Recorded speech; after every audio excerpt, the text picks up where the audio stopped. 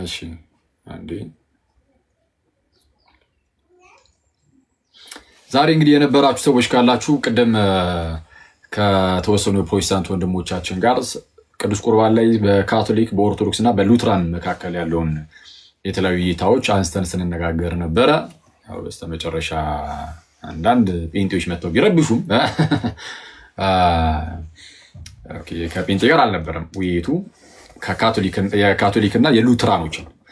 ሉትራኖች ጴንጤ አይደሉም፣ ባይዜ ፕሮቴስታንት ናቸው፣ ግን ያው ጴንጤ አይደሉም።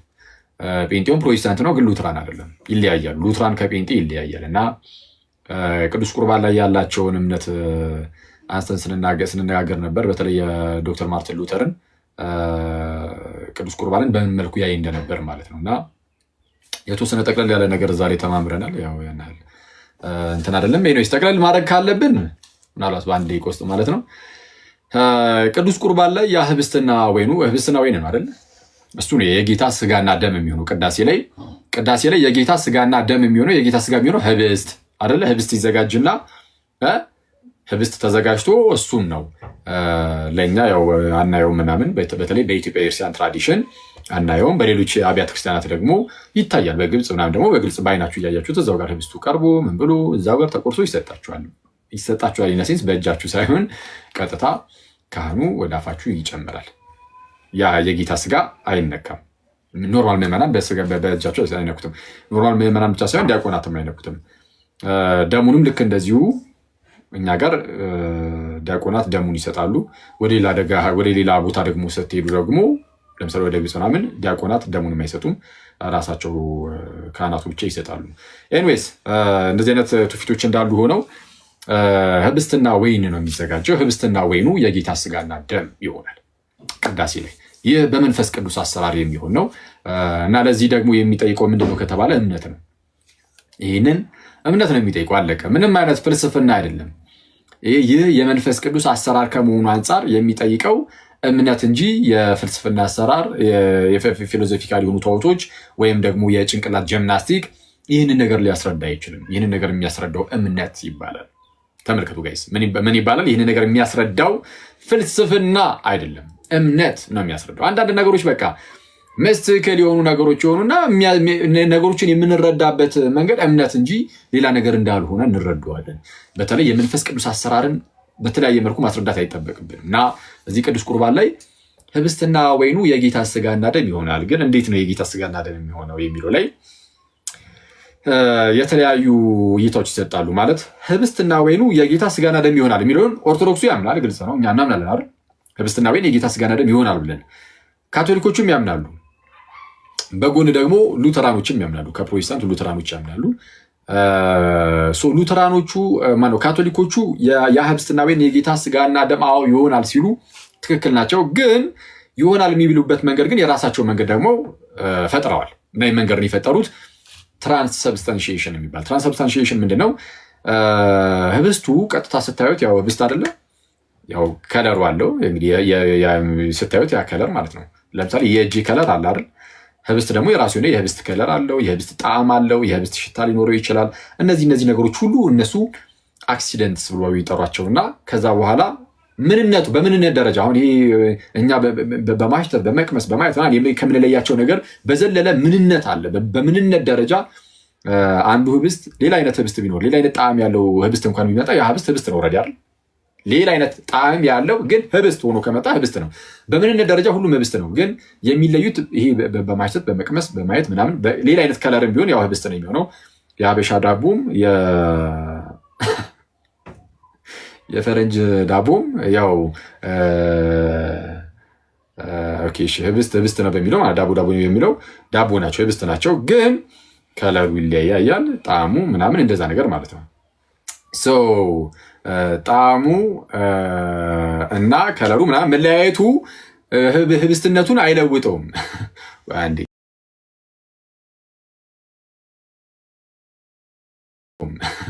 አንዴ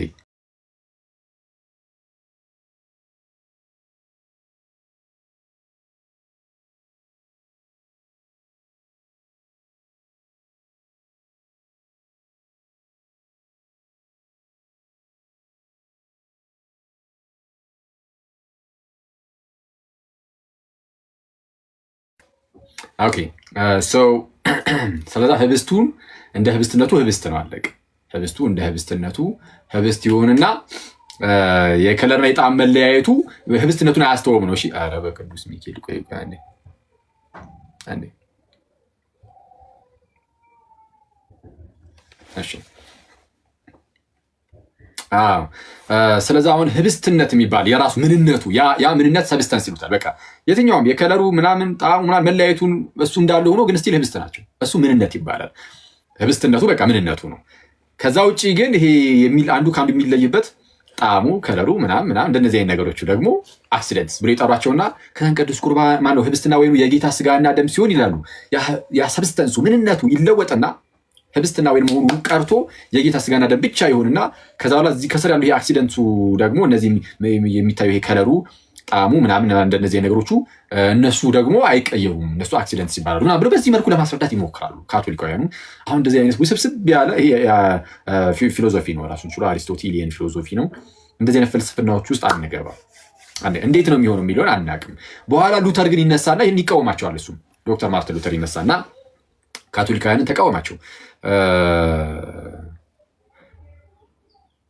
ባቢሎኒያን ካፕቲቪቲ ላይም ተናግሮት እስቲ ቆይ እንዳላምታጠው ይህስ 35ኛው ቮሉም ላይ ይህን ይናገራል። ምንድነው የሚናገረው? ወርድ ኢን ሳክራመንት ላይ ማርቲን ሉተር ከሁለት አንዱ ወይ ባቢሎኒያን ካፕቲቪቲ ወይ ደግሞ ወርድ ኢን ሳክራመንት እዚህ ቮሉም 35 ላይ ምንድነው የሚያስቀምጠው? ህብስትና ወይኑ የጌታ ስጋና ደም ይሆናል። ግን ካቶሊካውያን እናንተ እንደምትሉት ይሄ የአሪስቶቴሊያን ፊሎዞፊ ተጠቅመን ሰብስታንሱ ይቀየራል፣ አክሲደንሱ አይቀየርም። እንደዚህ አይነት ውስጥ ምን አስገባ ነው? ለምሳሌ ቃል ስጋ ሲሆን ቃልም ስጋም በአንድነት አሉ። ልክ እንደዛ ሁሉ የጌታ ስጋና የህብስቱን በአንድነት የማይኖሩበት ምን ምክንያት አለ? ብረትን እሳት ውስጥ ስናግለው እሳትነትም ብረትነትም ይኖራል። ልክ እንደዚህ ባለ መልኩ ለሰው ማንኛቸው የትኛውም ሰው በሚገባው መልኩ በዚህ መልኩ መገለጽ ያለበት የሚል ነገር ያስቀምጣል። ስለዚህም ሲያስቀምጥ እሱ ያ ህብስትና ወይን የጌታ ስጋና ደም የሚሆነው ህብስቱ ወይኑም እንዳለው ህብስቱም ወይኑም እንዳለው ሆኖ ከህብስቱ ጋር በህብስቱ ውስጥ ከስር ከላይ ምናምን የጌታ ስጋ ይሆናል እና የጌታ መገኘት እዛ ጋር አለ። የምርም የጌታ መገኘት አለ። በአይናችን ላይ እንዳይሆን እንችላለን፣ ግን የምርም እንበለዋለን የጌታን ስጋ የሚል ትምህርትን ያስተምራል። ኤንዌይስ እና ይህንን አገላለጽ ደግሞ በኋላ ላይ ሉትራኖቹ ኮንሰብስታንሺዬሽን ይሉታል። የካቶሊካውያኑ ትራንስብስታንሺዬሽን፣ የሉትራኑ ደግሞ ኮንሰብስታንሺዬሽን ብለው እንደዚህ ይጠሩታል። ከዛ እኛ ጋር ስትመጡ ህብስትና ወይን የጌታ ስጋና ደም ይሆናል ስትባሉ ኦኬ እንዴት ነው የሚሆነው? ካቶሊካኑ በትራንስብስታንሺዬሽን ብሏል፣ ሉትራኑ በኮንሰብስታንሺዬሽን ብሏል።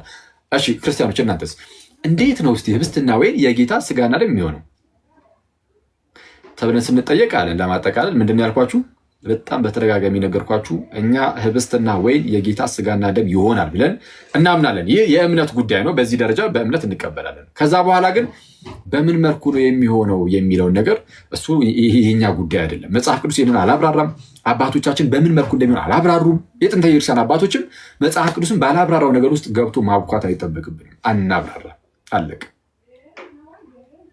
ኦኬ መጽሐፍ ቅዱስም የጥንተ ቤተክርስቲያን አባቶቻችንም ካላብራሩት እኛ ያን ያህል ማብራራት እንትኑም ፍላጎቱም የለንም።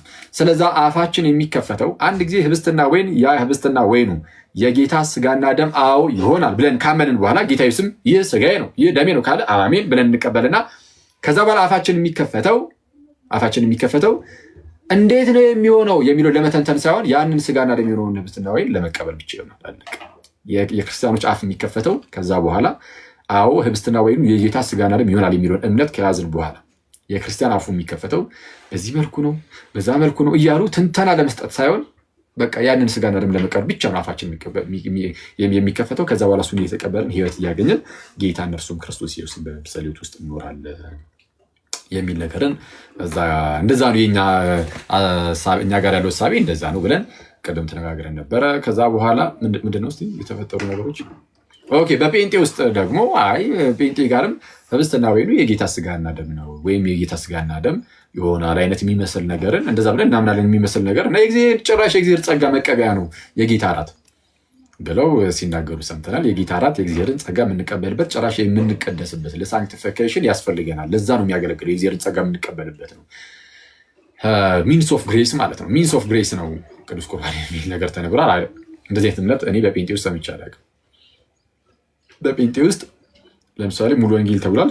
የሙሉ ወንጌል እስኪ የእምነት መግለጫዋን እንየው አውጡና አሳዩን ብለናል። የለም ኦኬ፣ ግዴታ የእምነት መግለጫ ላይ ባታሰፍረው እንኳን እውቅ የሆኑ መምህራኖቿ የሙሉ ወንጌል ወይም የጴንጤ መምህራን ሙሉ ወንጌል እንዲህ ታስተምራለች ብሎ የተናገሩበትን አምጡ ብለናል። የለም። ስለዚ ማስረጃ ከሌለ አንድ ግለሰብ ዝም ብሎ ብድግ ብሎ እንደዛ ካወራ የራሳቸው ሀሳብ ነው ብለን የራሱ የግለሰቡ ሀሳብ ነው ብለን ወደሚይዝ የምንችለው አይደል? እንደዛ ነው የምናስበው። ምክንያቱም ምንም ማስረጃ በሌለበት ለምሳሌ ቤተክርስቲያን እንደዚህ ብላ ታስተምራለች ብዬ እኔ ለምሳሌ መጥቼ ብናገር ከዛ ምን እጠይቃለሁ? በዚህ መልኩ የኤርሲያን ታስተምራለች፣ ኤርሲያን እንዲህ ብላ ያስተማረችበትን አምጣ፣ ወይ መጽሐፍ ቅዱስ ወይ ደግሞ የጥንት የኤርሲያን አባቶች አምጣ። እኛ የምንጠይቀው እሱን ስለሆነ ማለት ነው። ካመጣሁኝ እሰየው፣ ካላመጣሁኝ የግለሰቡን ይቀራል አይደል? እንደዛ ነው።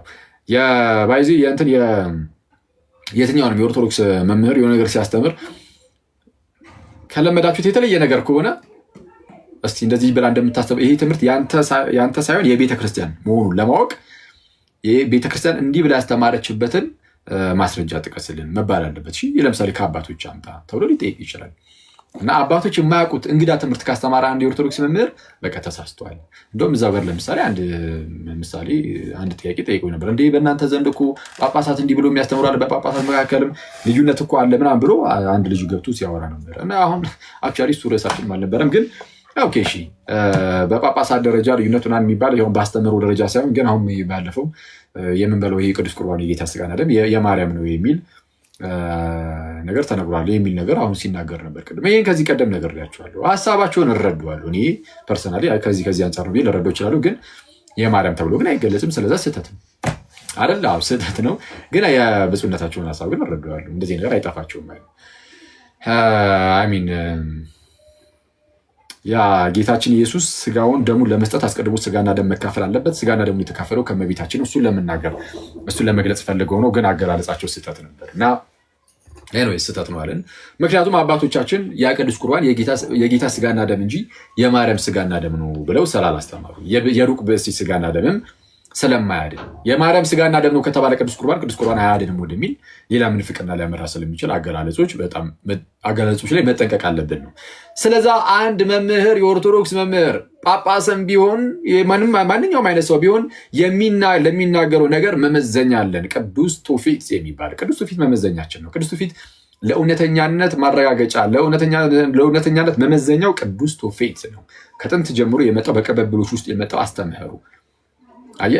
ስለዛ አሁን ምንድነው አንድ ጳጳስ ተነስተው ለምሳሌ የሆነ ትምህርት አስተማሩ፣ ከዛ ትክክል ባይሆኑ ማለት ነው በቃ እኔ መጽሐፍ ቅዱስን ሳነብ ይህን ያገኘሁት በዚህ ነው የሚቀጥለው ቢሉ፣ ሌላ ጳጳስ ተነስተውም ደግሞ እኔ መጽሐፍ ቅዱስን ሳነበው ይህን የተረዳሁት በዚሁ ቀጥላለሁ ቢሉ፣ እንደዛ እያሉ ቢሄዱ የተለያዩ ጳጳሳት የየራሳቸውን ዲኖሚኔሽን እየፈጠሩ በኦርቶዶክስ ውስጥ ሆነው ግን የየራሳቸው ሌሎች አዳዲስ ዲኖሚኔሽኖች የተለያየ አስተምህሮ ያለበት ዲኖሚኔሽን መፈጠር ይጀምራል። ምን እንሆናለን? ፕሮቴስታንት ማለት ያ ነው። በፕሮቴስታንት ጥላ ውስጥ ሆነው ግን የተለያየ የራሳቸውን አስተምሮ የሚያስተምሩ በጣም በርካቶች አሉ። እኛ ጋር እንደዛ ማድረግ አይቻልም። አንድ ጳጳስ ተነስቶ መጽሐፍ ቅዱስን ሳነበው እንደው ጥምቀት ለድህነት አይመስለኝም ቢል እንደ ጴንጤ ይባረራል፣ ይወገዛል። ኦኬ ይወገዛል፣ አለቅ። ለምን በምን ተመዝኖ ከተባለ አንተ ጳጳስ ሆይ መጽሐፍ ቅዱስን አንበበ በግል ዝም ብለህ እንዳሻ እንድትረዳ ማን ፈቀደልህ? የቤተ ክርስቲያን አስተምህሮ ከጥንት ጀምሮ በአባቶቻችን በኩል እየተላለፈ የመጣ ነው። በአባቶቻችን በኩል ተላልፎ የመጣው አስተምህሮ እነሆ ኃጢአት በሚሰረይባት በአንዲት ጥምቀት እናምናለን የሚል በዓለም አቀፍ ጉባኤ ደረጃ የተሰጡናል፣ ተላልፎልናል ብለን እናሳያለን። ነው አልቀበልም፣ ታሪካዊ የሆነውን ክርስትና ከጥንት ጀምሮ የመጣውን አልቀበልም፣ ራሴ መጽሐፍ ቅዱስን አንብቤ ራሴ የደረስኩበትን ነው የምቀበሉ ካለ መንገዱን ጨርቅ ያድርግልን የሚባለው የትኛውም ሰው እንጂ ሁሉም ለየራሴ እንደመረዳት እያለ የሚበጣጠቅበት ቤት አይደለም። ቤተክርስቲያን የጌታ ቤተክርስቲያን ውስጥ እንዲህ አይነት ነገር የለም። ስለዛ ምንድነው ልዩነት ለየት ያለ ነገር የተናገሩ ጳጳሳት አሉ ቢባል ይመዘናሉ። አለቀ። የትኛውም ነው የሚመዘነው። የትኛውም ሰው በምን ይመዘናል? በቅዱስ ትውፊት በሆሊ ትራዲሽን ይመዘናል ነው። ከዛ ውጭ ግን እንዳልኳችሁ አሁን ጴንጤዎች፣ እዚህ ውስጥ ያላችሁ ጴንጤዎች ቅዱስ ቁርባን የእግዚአብሔር ጸጋ መቀበያ ነው ብላችሁ የምር ታምናላችሁ? እንደዚህ የእግዚአብሔርን ጸጋ የምንቀበልበት ነው መቀደሻችን ነው ብላችሁ ታምናላችሁ? ወይስ ከክርስቲያኖች ጥያቄ ለማምለጥ አሁን እንዲህ ማለት ጀምራችሁ ነው። የክርስቲያኖች ጥያቄ በጣም ክብድ ማለት ሲጀምር አይ በቃ እኛም እንደዚህ ነው የምናምነው ማለት ጀመራችሁ ነው ወይስ የምርም ቅዱስ ቁርባን የእግዚአብሔርን ጸጋ መቀበያ ነው ብላችሁ ታምናላችሁ? እስቲ ኮመንቱ ላብራላችሁና አንዴ ቆይ እሱን ከመመለሳችሁ በፊት ግን ይሄ ገድላት ተአምራት ምናምን ላይ አሁንም ይነሳል እንደዚህ አይነት ጥያቄ። ገድላት ተአምራት ጋር በተያያዘ በቃ እንግዲህ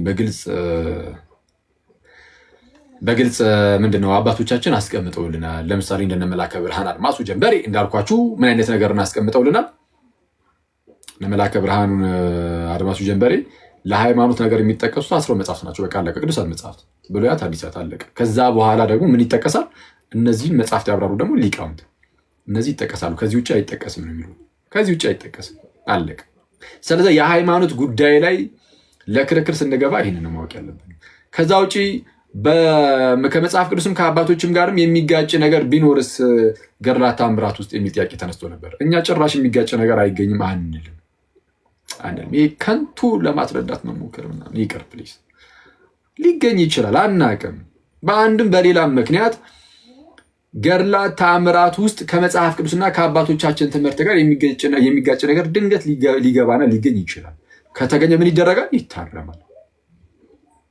በዚህ ደረጃ ቀላል ይታረማል። እና ይህን ሁሉም ያምናል። በኤርትራ ውስጥ ሁላችንም ነው የምናምን። ይሄ በኢትዮጵያ ኤርትራ ውስጥ ይህንን የማያምን እንግዲህ ያለ አይመስለኝም። አሁን መምህራኑም ሁሉም ይላሉ በቃ መታረም ያለባቸው ይታረሙ እያሉ በጳጳሳት ደረጃ በፓትሪያርክ ደረጃ እየተነገረ ስለሆነ ይሄ ያስጨንቃቸዋል አሁን ነው። ስለዚ በእንደዚህ አይነት መጽሐፍት ውስጥ ደግሞ እንከራከር ብሎ መምጣት ስንፍና ነው እና እሱ መታወቅ መረዳት አለበት። ይህንን ያዝ እናድርገውና አሁን ቅዱስ ቁርባን የእግዚአብሔር ጸጋ መቀበያ ነው የሚለውን ከጴንጤዎች ልጠይቅ። የእግዚአብሔር ጸጋ መቀበያ ነው ቅዱስ ቁርባን ወይስ አሁን የክርስቲያኖች የኛ ጥያቄ ዝም ብሎ ሲበዛባችሁ ዝም ብለን እኛም በቃ የእግዚአብሔር ጸጋ መቀበያ ነው ብለን እንለፍ ብላችሁ ነው? እስቲ መልሱልኝ ጴንጤዎች።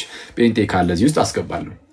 የእግዚአብሔር ጸጋ መቀበያ ነው ቅዱስ ቁርባን እና የምንቀደስበት ጭምር ነው ብላችሁ ታምናላችሁ? አሁን ቅድም እንደተባለው ዶክተር ሻውል እንደተናገሩት ዶክተር ሻውል በፔንቴኮስታል ውስጥ ያሉ ናቸው እና ቅዱስ ቁርባንን የእግዚአብሔር ጸጋ መቀበያ ሚንስ ኦፍ ግሬስ ማለት ነው ብለን እንቀበላለን። በዛ ላይ ደግሞ መቀደሻችን ነው ለሳንክቲፊኬሽን ማለት ነው። ጀስቲፊኬሽን ላይ ሳይሆን ሳንክቲፊኬሽን ላይ ደግሞ ይጠቅመናል ለመቀደስ የሚል ነገር ተናግሯል። እስቲ በጴንጤዎች እስቲ ጴንጤ አለ የምራው ነው እንደዛ ነው ምናምነው ይል ጴንጤ ካለ ጴንጤ ብቻ ነው ያልኩት። አንድ ቁጥር ይጻፍ። ከጴንጤ ውጪ አንድ ቁጥርን ጽፎ ማስገባው ሰው ካለ ቦልኳለሁ ብዬ አስፈራራሉ። አንዴ እንትን እንዳይል ማለት እንዳይዛባ። እሺ እንዳይዛባ እንደዛ እናድርግ። እሺ ጴንጤ እስቲ አንድ ቁጥርን ጻፍ ውስጥ መቀደሻ ነው የሚል መቀደሻ ነው የእግዚአብሔርን ጸጋ መቀበያ ነው የሚል ጴንጤ አለ? የለም።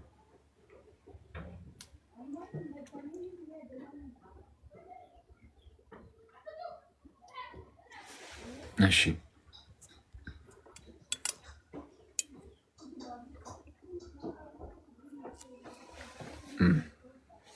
ያው ኢንቪቴሽን ልክ ይላል ሲቪአር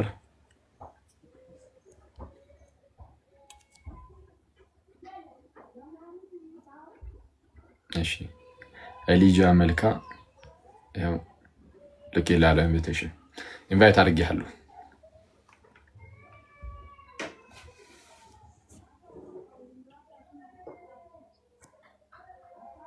አንዴ እኔ በጣም የሚገርም ፕሮቴስታንቶችን ለምንድን ነው እንደዚህ የምጠላቸው ይለኛል። እኔ ፕሮቴስታንቶችን መች ጠላሁኝ? በጌታ ስም እኔ ምንድነው ፕሮቴስታንቶችን በፍጹም አልጠላም። ትምህርታችሁ ላይ ስህተት ሲገኝ ይሄ ነገር ስህተት ነው ማለት ጥላቻ ሆነ እንዴ? ይህ ጥላቻ አይደለም፣ ግን ስህተት አለው ነው። እና ደግሞ እያልኩ ያለሁት ምንድነው እንዴ ስህተት ካለ ደግሞ ኑ አብረን እዚሁ ከኛ ወደኛ ክርስቲያኑ እና አብረን እናስቀድስ አብረን እንቁረብ እያልኩኝ ነው። መጣላችሁ ከሆነ ለምን ኑና አብረን እንቁረብ እላችኋለሁ። መጣላችሁ ከሆነ ገሃነም ግቡ ነበር ለል የሚገባው እኮ እንጂ ኑና አብረን እንቁረብ እንዴት እላለሁ? መጣላውን ሰው አብረን እንቁረብ ነው አይደለም። እሺ ኢንቫይት እያደረኳችሁ እየገባችሁ አይደላችሁም አንዴ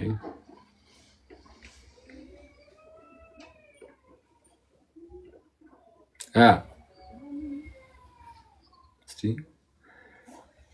የለም በቃ እሺ ምንም አይነት ፕሮቴስታንት የምር ነው አይደለም የሚለውን ለምን ደፍሮ የሚናገር የለም ማለት ነው። አክቹዋሊ እዚህ ቤት የሆነ ጊዜ ላይ እኮ ተውን አይደል ፕሮቴስታንቶች ምናምን ማስገባት ራሱ ሙሉ በሙሉ ካቆምን ቆይተናል። ምክንያቱም ፕሮቴስታንቶች እኔ እዚህ ቤት ከሆነ ጊዜ በኋላ ሲገባ ይቻላል አመት አይሆነንም ሳይሆነን አይቀርም አመት ይሆነናል። ስለዛ ፕሮቴስታንት ወንድሞቻችን እዚህ እኛ ጋር መጥተው እንደዚህ ገስት ላይ ገብተው ምናምን እንደዛ ማድረጉን እንትን ያሉትም ስለዛ የሚያደርጉት ያው ዝም ብሎ ከታቸውን መማር ብቻ ነው። እሱ ደስ ይለናል። ግድ አይደለም መጨቃጨቁ ግድ አይደለም። ግን ይሄንን የምርም እንዲህ ታምናላችሁ አታምኑም የሚለውን ግን መታችሁበት ነግሩ ሙዳችን ነው። አክሰፕት በሉ እሺ። አንድ ቁጥር ለምትጽፉ ሁሉ ኢንቫይት እያደረግኳችሁ ነው። እሺ ሰላም ለአንተ ይሁን አስጌ። ይሰማል ወዳጅ? ይሰማል። እንደት ነህ? ይመስገን አምላክ። እሺ ፕሮቴስታንት ነህ? አይ ኦርቶዶክስ ነኝ። እሺ እሺ። ታዲያ በልሽ ቀጣይ በቃ ፕሮቴስታንት አንዴ እንጠብቅና ከዛን አስገባለሁ። እሺ እሺ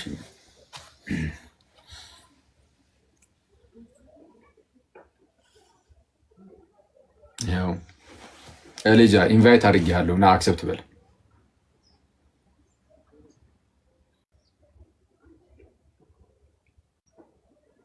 አሁን ኦርቶዶክሶቹ አንድ ቁጥር መጻፍ ጀመሩ፣ ፕሮቴስታንቶቹ ሲጠፉ። ኤሊጃ ለምን አትገባም? አክሰፕት አድርገኝ ይላል። ኢንቫይት እያደረኩ አይደል እንዴ? አክሰፕት አድርገኝ ይላል። አንዴ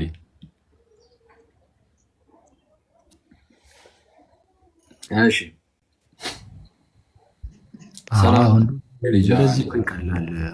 ሰላም ነው ይመስገን አምላክ። እንዴት አለ?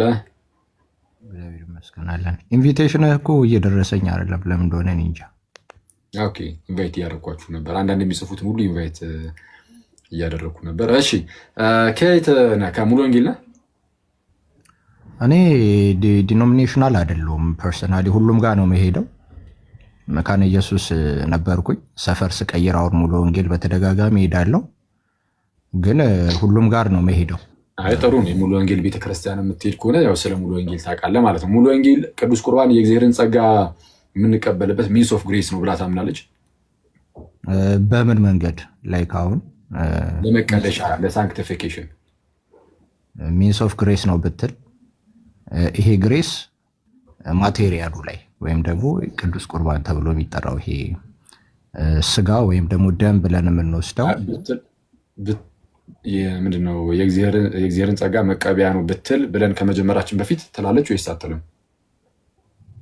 እኔ እሱን አላውቅም። እሺ የሚያውቅ ሰው ቢገባ፣ ምክንያቱም የእግዚአብሔርን ጸጋ መቀበያ ነው ጀነራሊ ያለውን ነገር የተባለ ስለሆነ አንድ የሚያውቅ ሰው ይግባና ከዛ በኋላ አንተ ደግሞ የራስን ሀሳብ ትሰጣለህ። መጀመሪያ ይህንን እንወቀው። አሁን የሚገባም ሰው ስለሌለ ብታወራኝ አንዴ ቆይ አንዴ። ማንን ያስገባሁት? አንዴ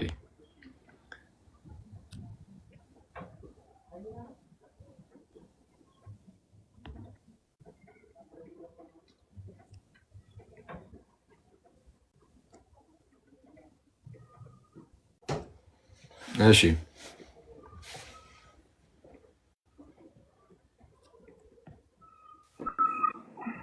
እሺ ይሰማል ወንድሜ? ሰላም ላንተ ይሁን።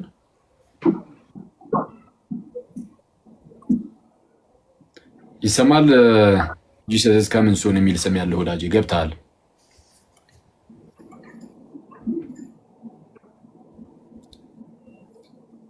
ሄሎ ይሰማል ወይ? እሺ ሌላ ሰው እናስገባ። ሌላ ፕሮቴስታንት እንምረጥ።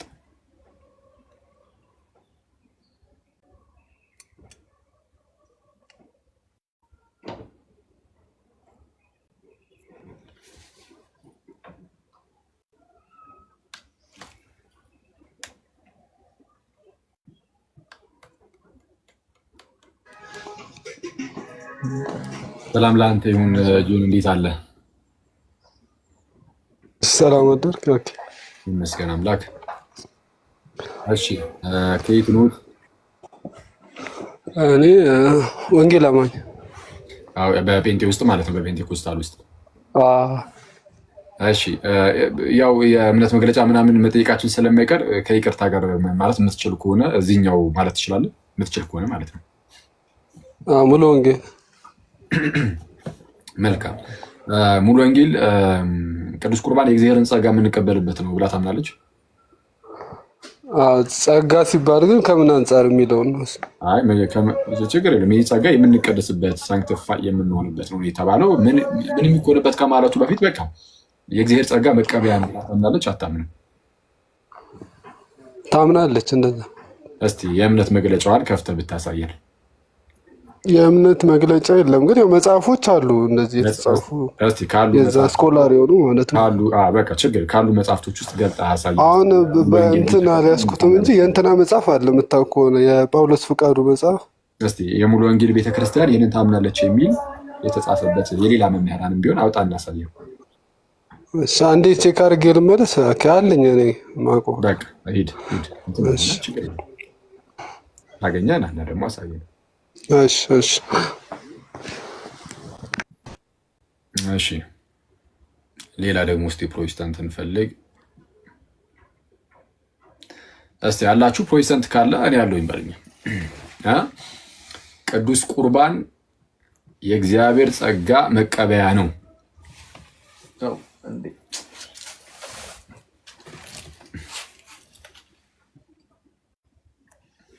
የእግዚአብሔር ጸጋ መቀበያ ነው የሚል ትምህርት አላችሁ ወይስ የላችሁም? ለሳንክቲፊኬሽን የሆነ የአንድ ግለሰብ አይደለም፣ እንግዲህ የራሱ የፔንቴኮስታል ቸርቾች ትምህርት ማለት ነው። ካለ አሳዩን። የእምነት መግለጫ ባይኖር ራሱ የሆነ ለምሳሌ የሙሉ ወንጌል መምህር ተነስቶ በሙሉ ወንጌል ቤተክርስቲያን ውስጥ እንደዚህ ነው የምናምነው ብሎ የተጻፈበትን እኔ የማምነው ብሎ ሳይሆን የሙሉ ወንጌል ቤተክርስቲያን ይህን ነው የምታስተምረው ብሎ የተናገረበትን ማለት ነው።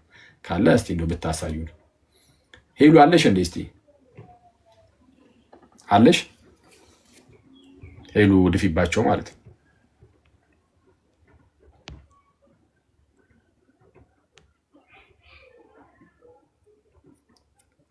ቆይ አንዴ አንቺውን አስገባችኋለሁ። አንድ ደቂቃ በዛ ብለን ሲያዩን ለመግባት እንትን እንደሉ ማለት ነው። ምንድን ነው ላይቱ በጌታስ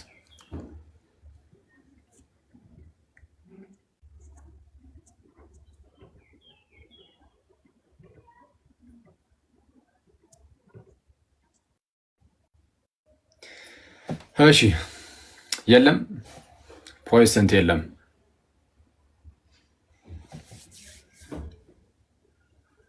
እሺ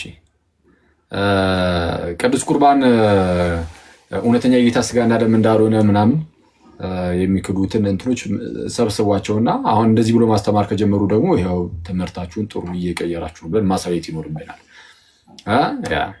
አስፈላጊ ነው፣ ምክንያቱም በመጽሐፍቶቻቸው ውስጥ ስለሌለ። እሺ ሰው ጠበቅን። በቃ ያው ሄሉ የአንቺ ስራ አሁን ላሉ ፔንቶች በቃ ሄሉ ብቻ ናት መስራት ያለባት። ማለት እኛ ሄሉ ብቻ ስል ከኛ አንጻር ከእኛ ምናምን ሳንሆን በቃ እነ ሄሉ ምናምን ሌሎቹ እነሱ ናቸው። ሄሉ ይመቻት እና እንደዛ ነው ምናምን ነገር ሰው አላችሁ። ፕሮቴስታንት ወንድሞቻችን ምንድነው እየጠየቀን ያለ ነው? ለምሳሌ ዶክተር ሻውል የተባሉ የምታውቋቸው አንድ የተወለዱ ፕሮቴስታንት መምህር ነው መምህር ይሁን አላውቅም፣ ግን ብቻ ፕሮቴስታንት ምንድነው ያሉን? በሙሉ ወንጌል ቤተክርስቲያን ወይም በጴንጤ ውስጥ ነው ያሉት። እንደውም እሳቸው መጀመሪያ በጴንጤ ውስጥ ብለዋል። ህብስትና ወይን አንደኛ የጌታ ስጋና ደም ነው ብለን እናምናለን። የጌታ ስጋና ደም ነው ብለን ማመናችን ብቻ ሳይሆን የእግዚአብሔርን ጸጋ የምንካፈልበት ነው ብለን እናምናለን። የእግዚአብሔር ጸጋን መካፈል ደግሞ ለሳንክቲፊኬሽን ብለን እናምናለን። ይሄ በጴንጤ ውስጥ ያለ እምነት ነው ብሏል እና እንደዛ ነው። እሺ ኤቢ ይግባ እያላችሁ ነው። ካለ ላስገባው። እሺ አለ፣ ይቅርታ እሺ ሰላም ለአንተ ይሁን ኤቢ፣ እንዴት አለ? እንኳን ደህና መጣ። እንዴት ነህ? ሰላም፣ እንኳን ደህና ቆየኸኝ። መስገን አምላክ።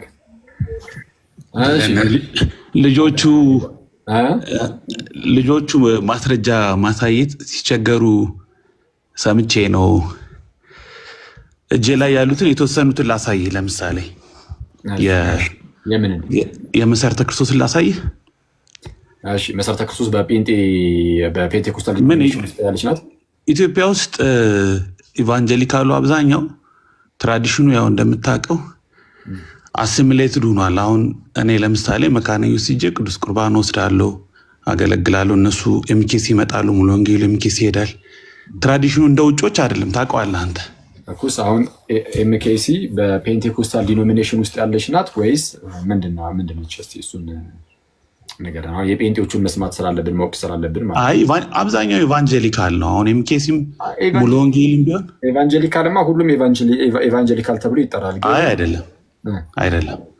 የፕሮቴስታንት ዲኖሚኔሽን ኢቫንጀሊካል እኮ ሌላ ነገር ነው። ኢቫንጀሊካል ሌላ ነው። ኢቫንጀሊካል አንድ ትራዲሽን ነው። ሉትራን ሌላ በፕሮቴስታንት ውስጥ አዎ ለምሳሌ ሉትራን አሁን ኢቫንጀሊካል አይደሉም፣ ግን ኢትዮጵያ ውስጥ ግን ሉትራን ኢቫንጀሊካሎች አይደሉም ነው። ኢቫንጀሊካል አይደሉም እንዴ? አንግሊካን፣ ሉትራን፣ ኢቫንጀሊካል፣ አናባፕቲስት፣ ፔንቴኮስታል እያለ ነው ዲቪዥኑ ያለው። ግን ኢትዮጵያ ውስጥ ስትመጣ ስታርክሊ የሆነ ዲፍረንሱ ሉተራውያን ካሉ ላስገባልህና የሉተራውያን ኤቫንጀሊካል ተብሎ አይጠሩም፣ ወንጌላውያን ተብሎ አይጠሩም ያልከው በጣም ኖ አይጠሩም አይደለም እኮ ትራዲሽኑን ነው የምነግርህ። ትራዲሽኑ አሁን ባይ ዲፎልት እኮ አሁን እሺ ኦኬ ኢቫንጀሊካል ሙቭመንት መቼ ነው የጀመረው?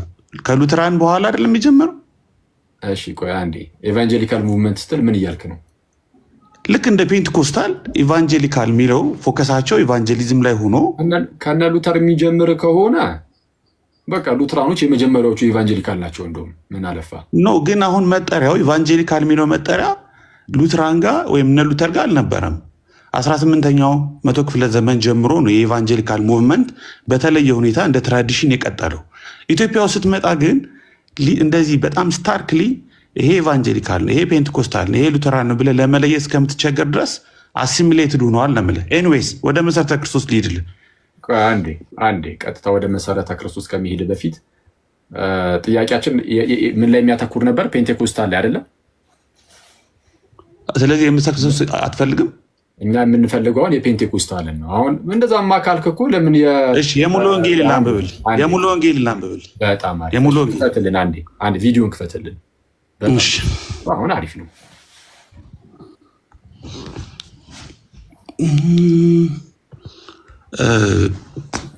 የሙሉ ወንጌል መሆኑን ከመጀመሪያ ጀምሮ ላሳይ። የመጀመሪያውን ፔጅ አሳየን እና የሙሉ ወንጌል ከዛ በኋላ ወደዛ እንሄዳለን። አክቹዋሊ ስርዓቱን ነግረዋል ዶክተር ሻውል። በጣም በጥንቃቄ የሚፈጸም ጾም ጸሎት ተይዞ ረዥም ጊዜ ማስታወቂያ ተነግሮ ምናምን የሚል ይሄ ነው መሰረታዊ ክርስትና ትምህርት ኢትዮጵያ ሙሉ ወንጌል አማኞች ቤተክርስቲያን። ዓመተ ምሕረቱን ምናልባት 204 ገጽ 204 ይመስለኛል ካልተሳሳቱ ከአንድ ደቂቃ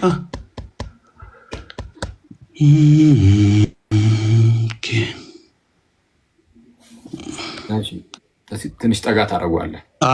አላገኘሁትም። ቆይ አንዴ 200 ምናምን ላይ ነው። እሺ የክርስቶስን ሞትና ትንሣኤ የምናስብበት ስርዓተ ቁርባን የጌታ እራት ወይም በሐዋርያት ሥራ እንደተጠቀሰው እንጀራን መቁረስ በመባል ይታወቃል። የቁርባን ስርዓት ልክ እንደ ጥምቀት ሁሉ በወንጌል ትእዛዝ የተሰጠበት በሐዋርያት ሥራ ሐዋርያት የፈጸሙትና በመልእክቶች ውስጥም የተወሳ ነው። ጌታ ኢየሱስ አልፎ በተሰጠበት ምሽት ዳግመኛ ተመልሶ እስከሚመጣ ዕለት ድረስ ራሱ መታሰቢያ ሆኖ እንዲፈጸም እንጀራን የመቁረስና ጽዋን የመጠጣት ስርዓት ደንግጎ ሄደዋል። አንደኛ ቆሮንቶስ 11:26 ይህ የእርሱ ጥያቄ ስለሆነ በዚህ መንገድ እርሱን ማስታወሱ በጣም ጠቃሚ ነው። እግዚአብሔር የሰውን ድካም በማወቁ ተጨባጭ የሆነ ምሳሌ መስጠት አስፈልጎታል። ተጨባጭ የሆነ ምሳሌ እንጀራው ለእኛ የተሰጠ የአካሉ ምሳሌ ሲሆን ወይኑ ፍሬ ጭማቂ ደግሞ ስለኛ በመስቀል ላይ የፈሰሰው የክርስቶስ ደም ምሳሌ ነው። ይህ ልጨርስል እዛችሁ ጋር ቁምና በኋላ የምናስታውሰው ነገር ህብስቱ የስጋው ምሳሌ ዶክተር ሻወር ያሉት ህብስቱ የጌታ ስጋ ነው፣ ደሙም ወይኑም የጌታ ደም ነው ያሉት። አሁን ደግሞ ምሳሌም ነው ማለት ምሳሌም አይደለም። እናንተም ምሳሌነቱን ታውቃላችሁ አይደለም? ቆይ ህብስቱ ለስጋው ምሳሌ የሚል መጽሐፍ ቅዱስ ላይ የሚልም ግን ቆይ እንሄድበታለን። እሱ ላይ ቆይ እሱ ችግር የለውም፣ በሱ ጉዳይ መወያየት እንችላለን። ግን አሁን ፖይንቱ እሺ፣ ጽዋው ደግሞ ወይኑ ደግሞ ለደሙ ምሳሌ። እሺ ቀጥሎ እዛው ጋር ኦኬ። እሺ ይታያል አይደለ? አዎ ይህ ነቀፋ ኦኬ። እኔ አሁን በሞባይሉ በኩል ይህ ነቀፋ የሌለበት ሲሆን የወይን ፍሬው ደግሞ ስለኛ እሺ የተሰጠን ምንድነው? ቆይ ላምብ የፈሰሰው ያው በመስቀል ላይ የፈሰሰው የክርስቶስ ደም ምሳሌ ነው። ይህ ነቀፋ የሌለበት ስርዓት ክርስቶስ ለቤተ ክርስቲያን ያለውን ፍቅር ወደ ሰዎች ልብ ያመጣል። ክርስቶስ ለቤተ ክርስቲያን ያለውን ፍቅር ወደ ሰዎች ልብ ያመጣል። ዚስ ኢዝ ቬሪ ኢምፖርታንት ፖይንት ማለት ነው። ግን ልቀጥልልህ። የጌታን ሞት በማሰብ እሺ ጨርሰውና ምን ያህል ኢምፖርታንት እንደሆነ አብረን እናያለን። ቀጥሉ። እሺ አይ ጸጋ ምናምን አትካፈሉበትም እንደዚህ አይነት ሀሳቦች ስለተንጸባረቁ የለም እኮ እዚህ ላይ አሁን ይሄንን ነው ያመጣው። ክርስቶስ ለቤተክርስቲያን እቀጥላለሁ ግን ጸጋ መካፈያ ነው የሚል ሌላ ታመጣለህ ብዬ ተስፋ አደርጋለሁ ከታች ወይስ ይሄንን ነው? ቆይ አይ ችግር የለውም እንቀጥል። ይሄ ጸጋ አይደለም በፍጹም ቅዱስ ስርዓቱን መስጠቱ ለቤተክርስቲያን ያለውን ፍቅር ያሳያል፣ ወደ ሰዎች ልብ ያመጣል ማለት ቅዱስ ቁርባን ውስጥ የእግዚአብሔር ፍቅር ይተላለፋል ማለት በፍጹም አይደለም። የእግዚአብሔር ምን ማለት ነው? ይሄ ምን ማለት ነው? እሺ አብራራልኝ እስኪ። አንዴ እሺ ካለጅ እሺ ጨርሰዋል። በቃ ከዚህ በታች የእግዚአብሔር አለ ብዙ አለ። እቀጥላለሁ ግን ይሄን አብራራልኝ። እሺ በቀላሉ ላብራራለሁ። ከላይ ጀምሮ የተናገረው ህብስቱ ገና ከጅምሩ የጌታ ስጋ ሳይሆን ለስጋው ምሳሌ ነው ያለን። አሁን አንድ አበበ ብትጨርሶ ግን ጥሩ ይመስለኛል። ለምን ገና ከጅምሩ የጌታ ስጋና ደም ብለን ይጨርስልሃል እኮ ጨርሰውና ለምን መሰለህ ጨርሰው ያልኩህ። ገና አንድ አዳምጠኝ። የጌታ ስጋና ደምም አንደው ያደገኛል። አንድ አዳምጠኝ። የጌታ ስጋና ደም ተብሎ ተጠርቶ ግን ደግሞ የጸጋ መቀበያ አንድሎም እንደዛ ነበር እኔ ነው። እሺ አንድ አዳምጠኝ። እሺ ቀጥል። ጨርሰው። ኦኬ አንድ አዳምጠኝ። ምን መሰለህ ጨርሰው። ኖ አይደለም። አሁን ማስረጃ አምጡ አልክ አይደለ? ጸጋ መቀበያ የሚል አስተያሳይ ነው። ቆይ ይሄው ላሳይህ እኮ ነው። አሁን ያንተን ትርጉም ብቻ ሳይሆን እኛ ደግሞ አንደርስታንድ ተውና የኔንም ያንተንም ትርጉም ተውና ጽሁፉ ላይ የእግዚአብሔርን ጸጋ የምንቀበልበት የሚል አሳይ ነው። ይሄ ጸጋ አይደለም ወይ? የክርስቶስን ፍቅር ወደ ቤተክርስቲያን እሺ ልጨርሰው፣ ችግር የለውም። ለአንተ ብቻ ሳይሆን ለሚያዳምጡ ሰዎችም ስለሚጠቅም ልጨርሰው። በቃ ጨርሰውና ከዛ በኋላ ሪፍሌክት እናደርጋለን። እሺ ቴንኪው። ምንድነው የት ጋር ያሉት? ይህ ነቀፋ ከሞን የጌታ ሞት በማሰብ እሺ፣ ወይም ይህ ነቀፋ የሌለበት ስርዓት ክርስቶስ ለቤተክርስቲያን ያለውን ፍቅር ወደ ሰዎች ልብ ያመጣል። የጌታን ሞት በማሰብ በአንድነት ተሰባስበው ስርዓቱን ሲያከብሩ በክርስቶስ አካልነት በማዕዱ ዙሪያ በእግዚአብሔር ፊት እንደሚቀርቡ ያመለክታል። እነዚህ ነጥቦች አትርሳ። ቀጥል። አረሳም ምንም አረሳም። ምንም ያገናኝ ነገር እንደሚልበታል። ቀጥል። እሺ ዕብራውያን ምዕራፍ 10 አንተ በፊት ጨርስ ትስቃለህ። አባ እስቲ ጨርስ። እሺ ዕብራውያን ምዕራፍ 10 ከቁጥር 19 እስከ 22 ይቀጥላል።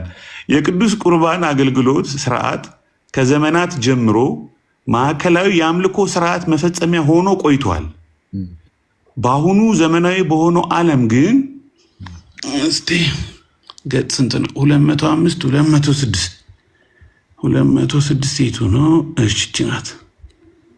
በአሁኑ በዘመን ስርዓት ከሆነ ከአምልኮ ለመሸሽ ሲሉ አንዳንዶች የጌታን እራት ቸል ብለውታል፣ ይወቅሳሉ። ጭራሽ እግዚአብሔር የጌታ እራት ምናምን የሚባል ነገር የለም እኮ አላለም። እሺ እግዚአብሔር መንፈስ ቅዱስ ሳቅህ እያመለጠ ነው እና ይሄ ለቅሶን የሚቀድም ሳቅ እንዳይሆንብህ በል ተረጋጋ። መጀመሪያ ተረጋጋና አንብበው። እኛ የጌታ እራት የሚባል ነገር ወይ ምንድነው ጴንጤው ጋር የለም ማለት ነው። ግን ለእናንተ እኮ አይደለም ይሄ መልስ። አንዴ ማይ ብራዘር በጌታ እራት ውስጥ የእግዚአብሔር ጸጋ ይተላለፋል። ያ የሚተላለፈው ጸጋ ደግሞ ለመቀደሻ ነው የሚል ለሳንክቲፊኬሽን ነው የሚል ክሌም ስላለ እሱን እየፈለግን ነው እዚህ ውስጥ። ስለዛ ይሄ ከለቅሶ የቀደመ ሳቅህን ተወውና እስቲ አንብበው ወንድሜ፣ ማለት ሌላ ሰውም እንዳይታዘብ ተለቀለቅሶ ብሎ። እሺ አይ አክቹዋሊ እኔ ምንም ዲፌንድ ማረገው እንትን የለም። አዲስ ካቴኬዝም አንጽፍ ኦልሬዲ ያለውን ነው። አንተም ገበያ ላይ እንትን የምታነበው ነገር ነው። ቀጥል አንብበው። እሺ ጌታ እራት ብለው ቸል ብለውታል። እግዚአብሔር መንፈስ ቅዱስ እውነተኛውን የአምልኮ መንፈስ ከህዝቡ ልብ ካወጣውና በእርግጥም አምልኮ መንፈስ የሌለበት ስርዓት ብቻ ከሆነ ግን ስርዓቱ ብቻ ጠቃሚ አይሆንም። አማኞች ከእግዚአብሔር ጋር የሚያደርጉት መንፈሳዊ አምልኮ ትርፍ ያለበት ነገር ሲሆን ከክርስቶስና ከጸጋው ስራ ፊትን መመለስ ደግሞ ወጥመድና ጥፋት ነው። በጊዜው ይህንን የጌታ እራት እንድንወስድ የሚያስገድድ ጥብቅ ህግ ባይኖርም የጥንቶቹ አማኞች የተመለከትን እንደሆነ ግን ይህ ስርዓት የሚፈጽሙት ዘወትር እሑድ እንደነበረ ግልጽ ተደርጎ ተቀምጧል። የሐዋርያት ሥራ ምዕራፍ 20 ቁጥር 7 አማኞች በኩራታቸውን የሚሰበስቡት በዚህ የሳምንት መጨረሻ ቀን ስለነበረ የጌታን ስርዓት ለመፈጸም ይህ ቀን ይመቻቸው ነበር። አንደኛ ቆሮንቶስ 16:2 እኛ በተፈጥሯችን ቀዝቃዛዎችና የማናመሰግን ብንሆን እንኳ ዋነኛው የክርስትና ህይወታችን መሰረት የቆመው በክርስቶስ ሞትና ትንሣኤ በተደረገልን ደህንነት ላይ ነው። ይሄ ነው የሙሉ ወንጌል። የመሰረተ ክርስቶስን አንድ ላንብብልህ።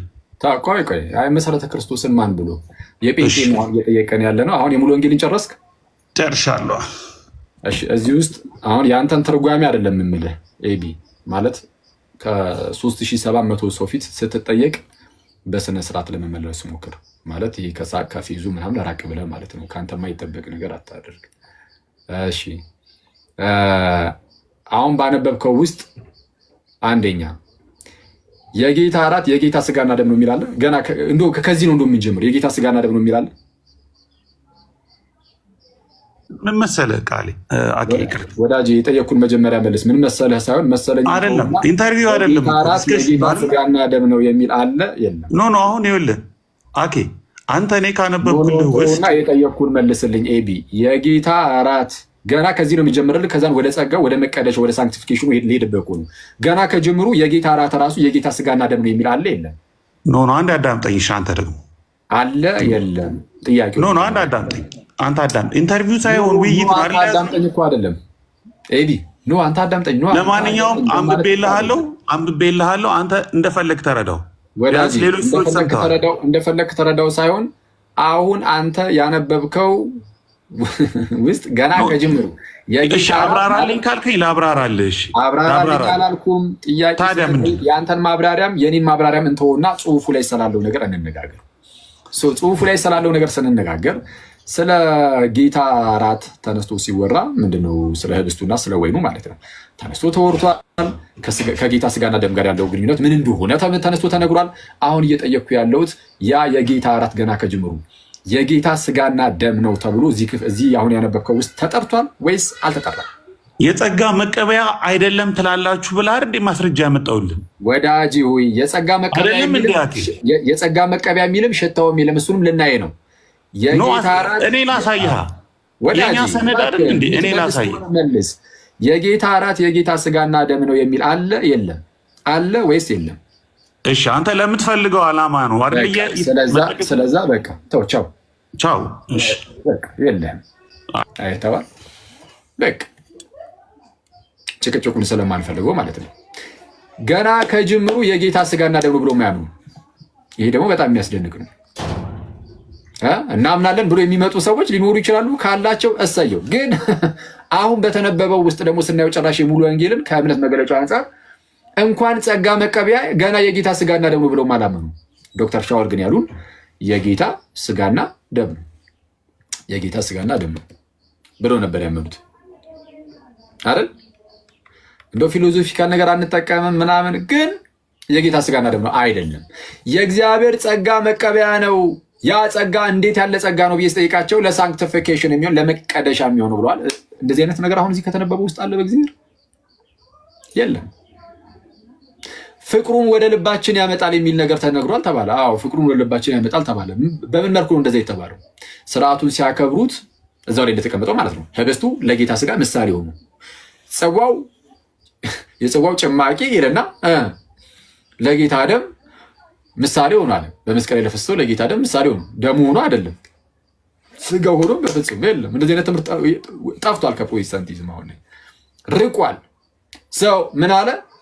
ሰው ያንን ነገር ስንቀበል ያንን ስርዓት ስንወስድ ሞቱና ትንሣኤውን እየተናገርን እያሰብን እናደርጋለን። ስለዛ ያንን ስርዓቱን ስንፈጽም በዛ ስርዓት ውስጥ ያንን እያሰብን ምናምን ስለምናደርግ የእግዚአብሔር ጸጋ ወደ ልባችን ይመጣል፣ ይቅርታ የእግዚአብሔር ፍቅር ወደ ልባችን ይመጣል የሚል ነገር እናስቀምጣል እንጂ በቅዱስ ቁርባን ውስጥ ቅዱስ ቁርባን ስንቀበል በዛ ቅዱስ ቁርባን ሚንስ ኦፍ ግሬስ ሆኖ ጸጋን ማስተላለፊያ ሆኖ የእግዚአብሔር ጸጋ ወደ እኛ የሚመጣበት እና የምንቀደስበት ነው የሚል ሽታው የሚል እንኳን እሱ ጋር አትድረስ። ገና ከጅምሩ የጌታ ስጋና ደም ነው ብሎ የሚያምኑ አይመስለኝም። የት አለ ወዳጅ? የለም። ሌላ ፕሮቴስታንት ካለ ከፔንቴኮስታል ያልኩት ኤምኬሲ የፔንቴኮስታል ውስጥ ያለች አትመስለኝም። ሲጀመር አመጣጧም ከጥንትም ጀምሮ ከመጡት ውስጥ ያለችውና ግን ወጣ ያለች ናት። የእነሱንም ማሳየት ይችላሉ ከፈለጋችሁ። ከዚህ በፊትም ማሳየቻችኋለሁ አመጣጧ ኬት እንደሆነ ማለት ነው። ከሜኖናይት ነው። እሺ አዎ ታይቶ አልፎ አልፎ። እሺ እስቲ ፕሮቴስታንቶች ካላችሁ እናስገባ። እስቲ ሌሉሻ ነይ ግቢ እስቲ። የለም ልክ ምንድነው የሆነ ሰው በቃ አለ ይኸው ማስረጃ ላሳይ ምናምን ነገር ብሎ ይገባና አንብብ ስትለው መሳቅ ከጀመረ ምን አልኳችሁ? ለቅሶን የሚቀድም ሳቅ ስላችሁ አልነበር ቅድም? እንኳን የእግዚአብሔር ጸጋ መቀበያ ሊሆን ይቅርና የጌታ ስጋና ደም ራሱ ብሎ እንትን ያለ ይሄ የሚያስለቅስ ነው። ስለዛ ይህን ለቅሶ የሚቀድም ሳቅ ሲስቁ እናያለን እንዲገቡና እና እንደዚህ አይነት ሰዎች ናቸው እና አታመልጡም። እና በጴንጤ ውስጥ የአብስትና ወይን የጌታ እራት እውነተኛ የጌታ ስጋና ደም ነው ብለው ካመኑ የሚያምኑት ከጎን ያለው ይሄኛው ሰው ማን ነው? ይሄ ጃፒ ነው ምንድነው የሚባለው? ይሄ ፕሮስፐሪቲ ጎስፐል ምንድነው? የብልጽግና ወንጌል ሰባኪ ሆኖ ሰው ይሄ ነው ካመነ የሚያምኑ እንጂ ይሄ ሙሉ ወንጌል ምናምን ይሄ አንቃወማቸዋለን የምትሏቸው ማለት ነው። እነዚህ ናቸው ካመኑ የሚያምኑት። እስቲ አሰሚን እስቲ ለጌታ ይሁን። የጌታ ኢየሱስ ክርስቶስን ስጋና ደም ስንወስድ ሕይወት እንካፈላለን። ማላ ሳንትሬ ደቬኒያም ሕይወት እንካፈላለን። የጌታ ኢየሱስ ስም የተባረከ ይሁን። አንድ አሁን ይሄ ሰውዬ ማለት ጴንጤዎች እንቃወመዋለን አንቀበሉም የሚሉት ናቸው ብዙዎቹ። እንግዲህ ሁሉም አይደለም፣ የራሱ ተከታዮች ስላሉት የራሱ ተከታዮች ይከተሉታል። እንደነዚህ አይነት የብልጽግና ወንጌል ሰባኪያን ናቸው እንደውም ከእናንተ ይልቅ እንደዚህ ብለው የሚሰብኩት። በጣም የሚያስቀው። እስቲ እንቀጥል እስቲ። ዛሬ በደንብ አስረግጬ የምነግራችሁ ነገር ምንድን ነው? የክርስቶስ ኢየሱስን የስጋና የደሙን ምሳሌ ሳይሆን የምንወስደው መጽሐፍ ቅዱስ እንደሚል ስጋዬን የበላ ነው የሚለው፣ ደሜን የጠጣ ነው የሚለው። ይሄ ምን ነበር የሚሉት? ከስር ከስር የሚጮሁት ከፕሮፌቶች ሶኮል ፕሮፌትስ ከነሱ ስር እያሉ ምን ነበር የሚሉት? ምን ነበር የሚሉት? ጎ ፓፓ ነው የሚሉት። ምንድን ነው ምን ነበር የሚሉት? ፕሮፌሳይ የሚሉት ሰዎች እንደዛ በልበል እያለ ይህ ሰው ሲናገራ ምሳሌውን አይደለም እንደቀበል ጎ የስ ፕሮፌሳይ። እሺ ሰምታችሁታል። ምሳሌውን አይደለም የምንቀበለው የጌታን ሻርፕ ሹተር ይላላቱ። የጌታን ስጋና ደም ነው የምንቀበለው እንጂ የጌታን ስጋና ደም ምሳሌ አንቀበልም። ያቺ ሙሉ ወንጌል ለቤተክርስቲያን ደግሞ አለች የተባለው ምንድነው? ቅድም ልጁ መቶ ሲያነብልኝ የነበረው የጌታ ስጋና ደም ራሱ ብላ ለመጥራት አልደፈረችም። በዚህ ደረጃ ነው የማይደፍሩት። የጌታ ስጋና ደም ራሱ ብለው ለመጥራት አይደፍሩም ብዙ ጊዜ ማለት ነው። ጭራሽ ምሳሌው ነው ነበር ያለችው። ለጌታ ስጋና ደም ምሳሌው ነው አለች ሙሉ ወንጌል። ይሄ ወንድማችን ደግሞ ምሳሌውን አይደለም የምንወስደው የጌታን ስጋና ደም ነው አለ። እስቲ ቀጥይ ደግሞ እንስማ። አርጋሉ እናንተ የተቆረሰ ስጋዬ ነው፣ ስለ እናንተ የፈሰሰ ደሜ ነው ነው የሚለው። ስለዚህ የምንወስደው የክርስቶስ ኢየሱስን ስጋና የክርስቶስ ኢየሱስን ደም ነው። ክብር ለጌታ ይሁን። የደሙን ምሳሌ ወይም ደግሞ የስጋውን ምሳሌ ሳይሆን የክርስቶስ ኢየሱስን ስጋና ደም ነው የምንወስደው። መጽሐፉ የሚነግረን እንደዛ ስለሆነ የጌታ አምላካችን ስም የተባረከ ይሁን። አርጋዱላ ይሄ የጌታ እራት ለምሳሌ አልጋነሽ እየሰማሽ አይ ሄሉ አንቺ አድክም ዩኒቨርሲቲ ሄሉ ባይዚ በጣም እያሳቀች ግን የሚገርም ትምህርት የምትሰጥ ሰው ናት። ባይዚ ሄሉ በቃ እኔ የምን ጊዜ ምርጥ ነች። በጣም ነው የምወዳትና ፕሊዝ እኔ ሄሉ ይሄን ቪዲዮ የምታሳየንን ልጅ ማለት ነው የማታውቋት ካላችሁ ድንገት አሁን አዳዲሶች ምናምን ከመጣችሁ ፕሊዝ ፎሎ አድርጓት። በተአምር እንዳታመልጣችሁ። በጣም ክርስቶስን ነው የምላችሁ። በጣም የተወደደች እህት ናት እና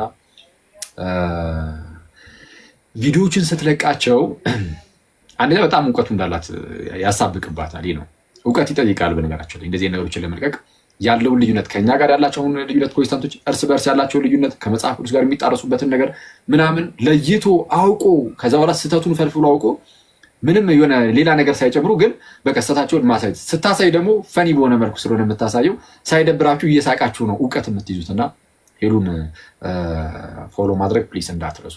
እሺ አልጋነሽ እስቲ ክፈችው። የሆነ ነው። አንዳንድ ሰዎች በጌታ እራት በኩል የሚናገሯቸው ሌሎች ልምምዶች አሉ። እኛ እንደ ቤተክርስቲያን ይሄንን ብዙም አናበረታታም። መለስ አድርጊው ይሆናል ማለት ነው። ትንሽ ብቻ ትንሽ አማርኛ የትራር ለጌታ ይሁን። የክርስቶስ ኢየሱስን ስጋና ደም ነው የምንወስደው። መጽሐፉ የሚነግረን እንደዛ ስለሆነ የጌታ አምላካችን ስም የተባረከ ይሁን። ማነሽ አልጋነሽ ይሄ የጌታ እራት ለምሳሌነት የሆነ ነው። አንዳንድ ሰዎች በጌታ እራት በኩል የሚናገሯቸው ሌሎች ልምምዶች አሉ። እኛ እንደ ቤተክርስቲያን ይሄንን ብዙም አናበረታታም። ያ ማለት ምን ማለት ነው? በአጭር አማርኛ የትራፊክ ምልክት አይተሃል ማለት ትራፊክ ነው ማለት አይደለም። ምን ማድረግ ይቻላል? ማሺ ይሄ ለዚህ ማልቀስ ይቻላል። የምር ማልቀስ ይሻላል። ማልቀስም አይሻልም የሚባል ነገር የለም። ለዚህ ማልቀስም አይሻልም። ማልቀስ ይሻላል እንዴ? አዎ ይሻላል። እሺ ሰው የትራፊክ እንትን አየህ ማለት ትራፊክ አይደለም ማለት ነው ምናምን ሰው ህብስትና ወይንን የጌታ ስጋና ደም ምሳሌ እንጂ እንደዛ አየህ ማለት የህብስትና በቃ የጌታ ስጋ ነው ማለት አይደለም። ስለዚህ አንዳንዶች በጌታ እራት ላይ የሚናገሩት አንዳንድ ነገር አለ እኛ አንቀበልም እንደ ይርሳናል። ስለዚህ አንዳንዶች በጌታ እራት በኩል የእግዚአብሔር ጸጋ ይቀበላለሁ ምናምን ብትል አይቀበልም። የትኛው ነው ትክክል? የትኛው ነው መጽሐፍ ቅዱስን እያነበበ ያለው ወይም እየተረዳ ያለው? እንዴት የምታውቁት መጽሐፍ ቅዱስን ተረዱት ተረዳችሁት አልተረዳችሁት የሚለውስ በምን ነው የምታውቁት? እሺ አንዳንድ ሰው ኮመንት አይጽፍ አርፈህ ተቀመጥ አለ ብለህ ስትታሰር ይገባል።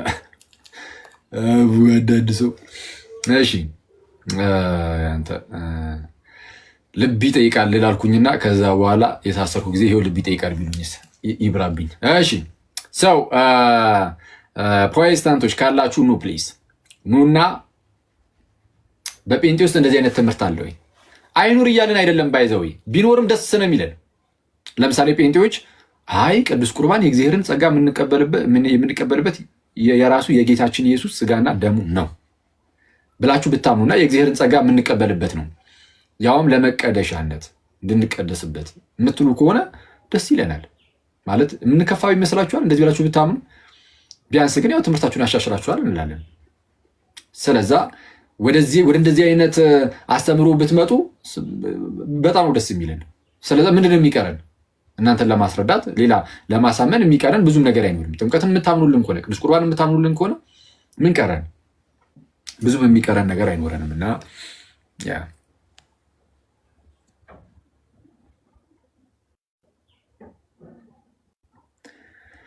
እሺ ፕሮፌት ምናምን የሚል ነገር አይቼ ነበር። የት አለ?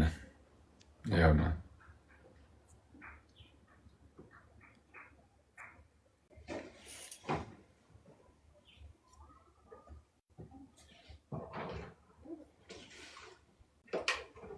እስቲ አንድ ነብይ የገባ ነው። እሺ ሰላም ላንተ ይሁን። እንዴት አለ ነብይ? ሰላም አቂ እንዴት አለ?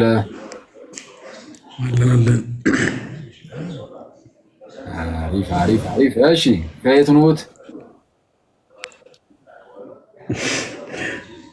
ወጣት ነኝ ገና እንዴ አንተ ነብይ ነው። እሺ ስለዚህ አንተ ቢራራ አንተ ቢራራ ዝም ብዬ አይ ነብይ ነው ፕሮፌት ነብይ ነው አንተ ቢራራ ያልኩኝ ይቻላል። እሺ ወንድም እሺ ከየት ነህ? ከቤት ነኝ እንዴ?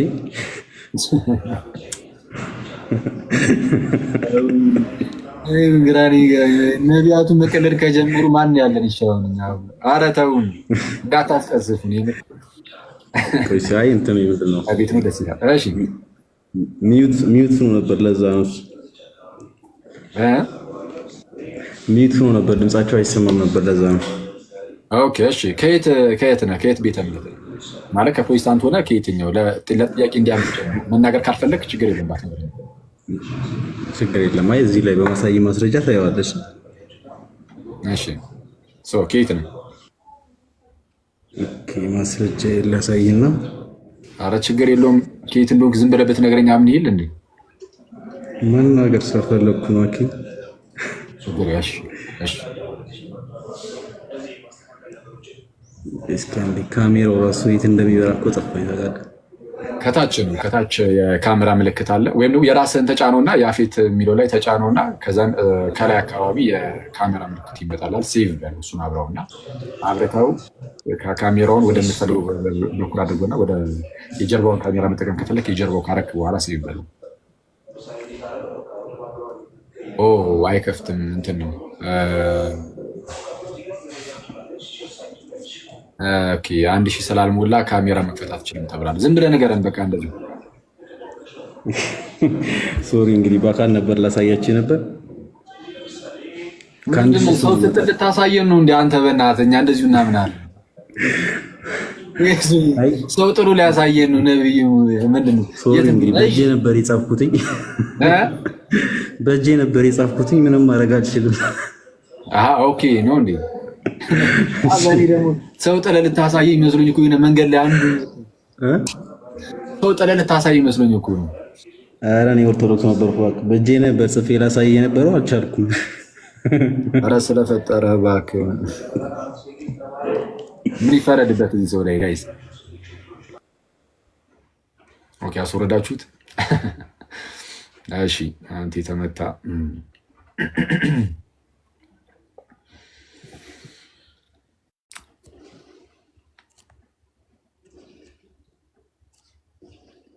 እሺ የለም በቃ ሰው መሰለኝ ፕሮቴስታንቶች የሉም ሰው።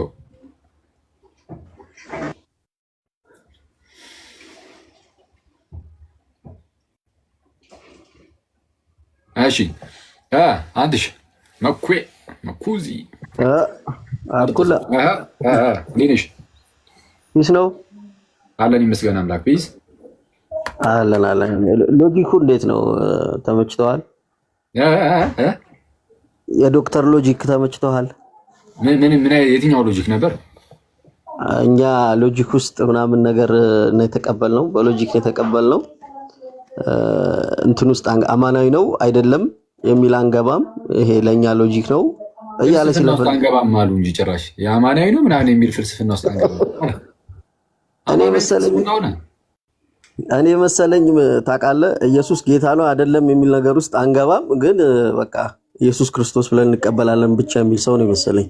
እንዴ ሪል ፕሬዘንስ አንልም ምናምን። እንዴ ሪል ፕሬዘንስን ሰው ካልተቀበለ ምንድነው እውነተኛ ጌታ ስጋና ደም ነው የሚለውን ካልተቀበለ በቃ ሲጀመር ምኑን ተቀበሉታል? ምንም የተቀበለው ነገር እኮ የለም። ዝም ብሎ ዳቦና የሆነ ነገር ነው የያዘው ማለት እኮ ነው። እና አስቸጋሪ ነው። ይህ ፍልስፍና አይደለም። እውነተኛ የጌታ ስጋና ደም ነው ብሎ መናገር ፍልስፍና አይደለም። ፍልስፍና ከሆነም ክርስቶሳዊ የሆነ ፍልስፍና ነው። ቀብሎ ኢየሱስ ለዓለም አልሞተም ብሎ የሚያስተምር ሰው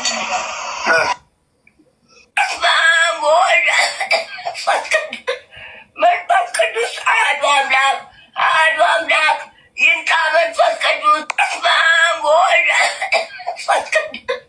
መንፈስ ቅዱስ አሐዱ አምላክ ይምጣ። መንፈስ ቅዱስ ከእኛ ጋር ያለው ከእኛ ይሁን። አጠቃ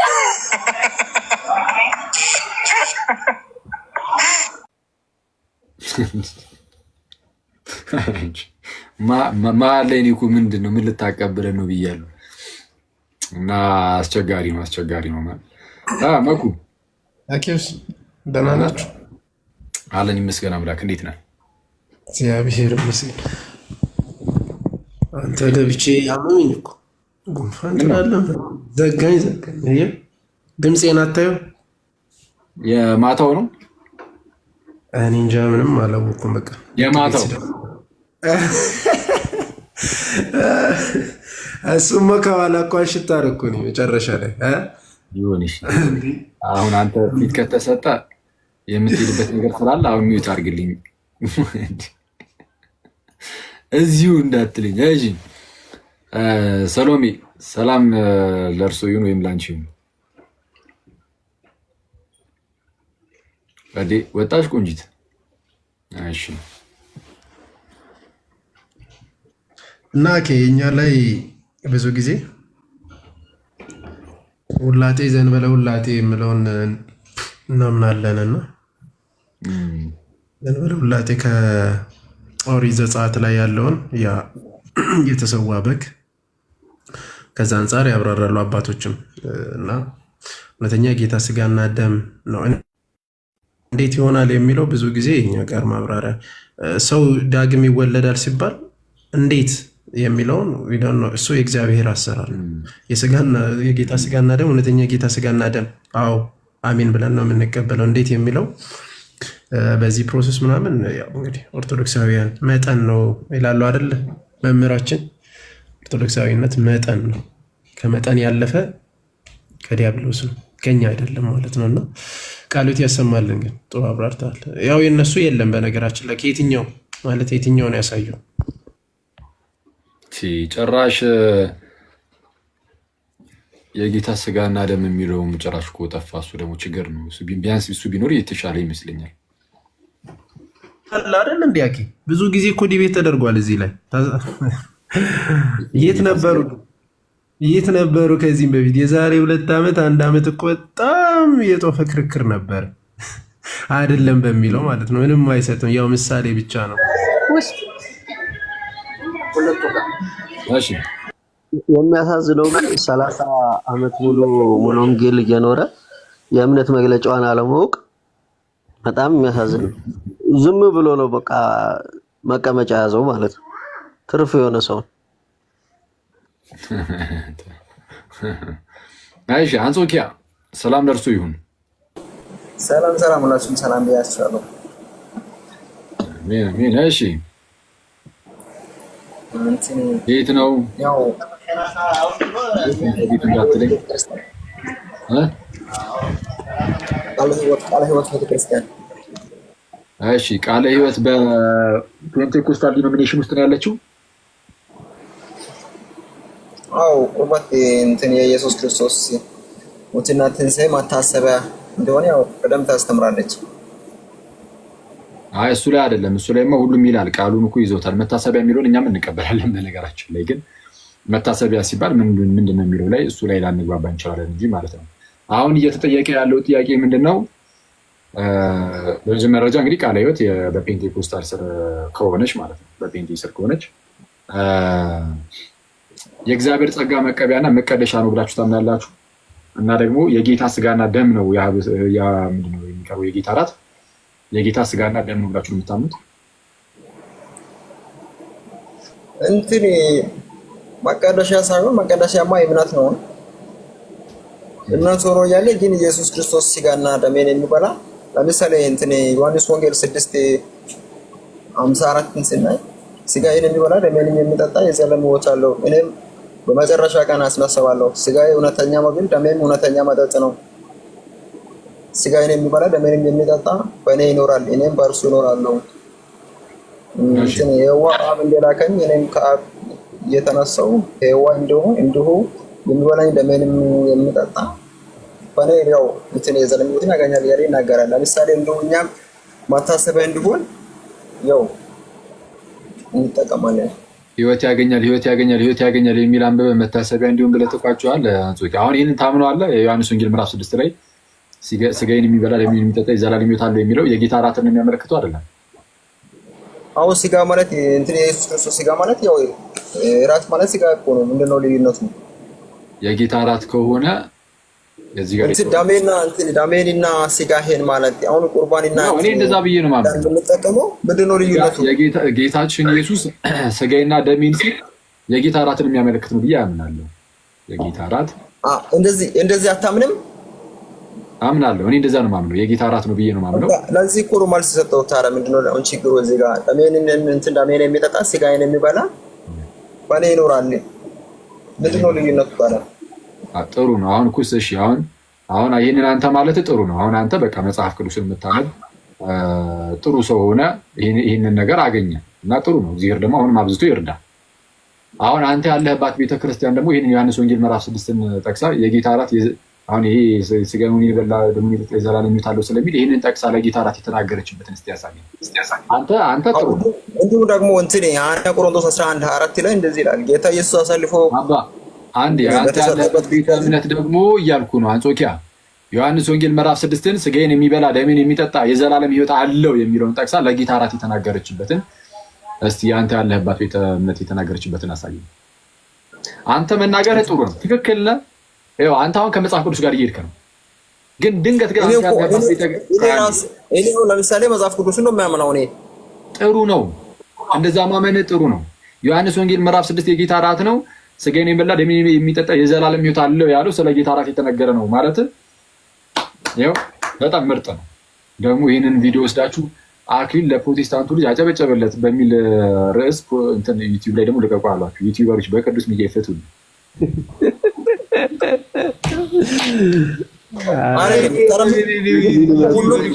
ፕሮቴስታንት ማለት እንደዚህ ነው እኮ የሚያምነው። እሺ አንጾኪያ ልጨርስ። እሺ ፕሮቴስታንቶች ዮሐንስ ወንጌል አሁን መጀመሪያ ከአንተ ልጀምር። እኔ አሁን አንተ ላይ ትኩረት ላድርግ እና ዮሐንስ ወንጌል ምዕራፍ 6ን ተጠቅመህ ስጋዬን የሚበላ ደሜን የሚጠጣ የዘላለም ሕይወት አለው ይላል ብለህ ከጌታ ራት አንጻር አስረዳህ። ይህ በጣም ትክክል ነው፣ ክርስቲያናዊ ነው። ይህ በቃ የእግዚአብሔር ፈቃድ የጌታችንም ንግግር ነው። አለቅ። ግን አንተ ከመጽሐፍ ቅዱስ ጋር ልክ እንደዚህ መጣበቅ ስትጀምር ፕሮቴስታንት መጥቶ ግን በአንተና በዚህ እውነታ መካከል ይገባና ይነጥላል። በምን መልኩ? ይሄ ስለ ጌታ ራት አያወራም እያለ ነው አይደለም። እኔ ፕሮቴስታንትን ሳይሆን የሚያምነው እኔ መጽሐፍ ቅዱስ የተጻፈው ጥሩ ነው። ግን አሁን አንተ መጽሐፍ ቅዱሱን ማመንህ እያበረታታው ነው። በጣም ጥሩ ነው እያልኩኝ። ግን ፕሮቴስታንት ደግሞ አሁን አንተ ያለህበት ቤተ እምነት ደግሞ እንዳንተ እያመም አይደለም።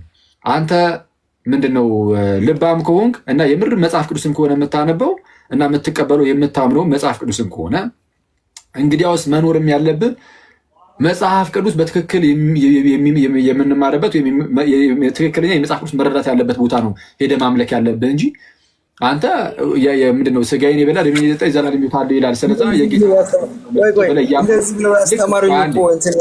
የፕሮቴስታንት አባቶች ናቸው እኮ እንደዚህ ብሎ ለእኛ ያስተማሩት።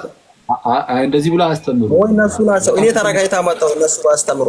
አንዴ ከትልቅ ይቅርታ ጋር አንተ ያመጣኸው ከነሱ ተምረህ ሳይሆን ከመጽሐፍ ቅዱስ ተምረህ ነው። ይህንን በቀጥታ ነው የምነግርህ። ይህንን የተማርከው ከፕሮቴስታንት መምህራን አይደለም። በተለይ አሁን አንተ ካለህባቸው ማለት ነው። በተለይ በጴንጤ ውስጥ ነው ያለው ስላልከኝ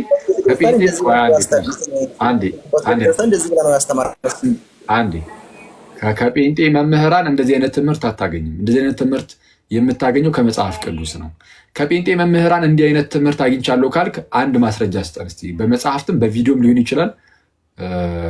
ምንድነው ስጋዬን የሚበላ ደሜን የሚጠጣ የዘላለም ሕይወት አለው የሚለው ምንድነው? የጌታ ራትን ያመለክታል ያሉበት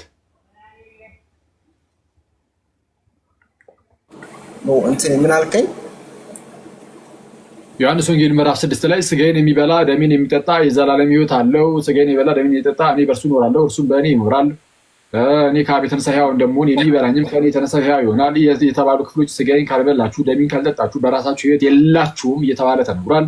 ይህ የተነገረው ስለ ጌታ ራት ነው ብሎ ይላል።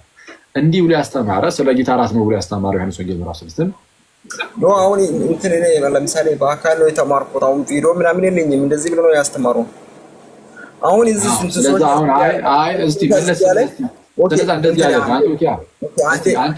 የምታምነው ፕሮቴስታንት መምህር አለ። በጣም እንደው ትክክለኛ መምህር ነው የምትለው ፕሮቴስታንት መምህር።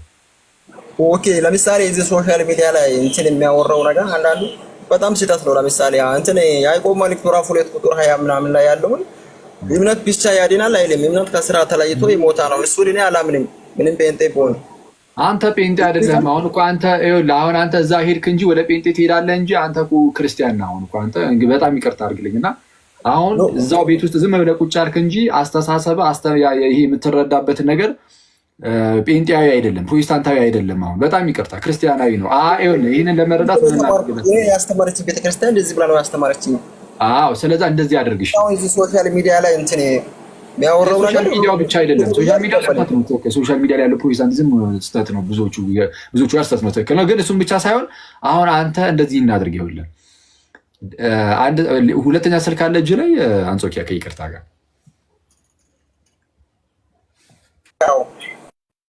ደውልና አንድ የራስ ቤተክርስቲያን ፓስተር ጋር ደውልና ስጋዬን የበላ ደሜን የጠጣ የዘላለም ሕይወት አለው ይላል። ይህ ስለ ጌታ እራት ነው ወይስ አይደለም ብለህ እስቲ እየሰማንህ ጠይቅና እንመን።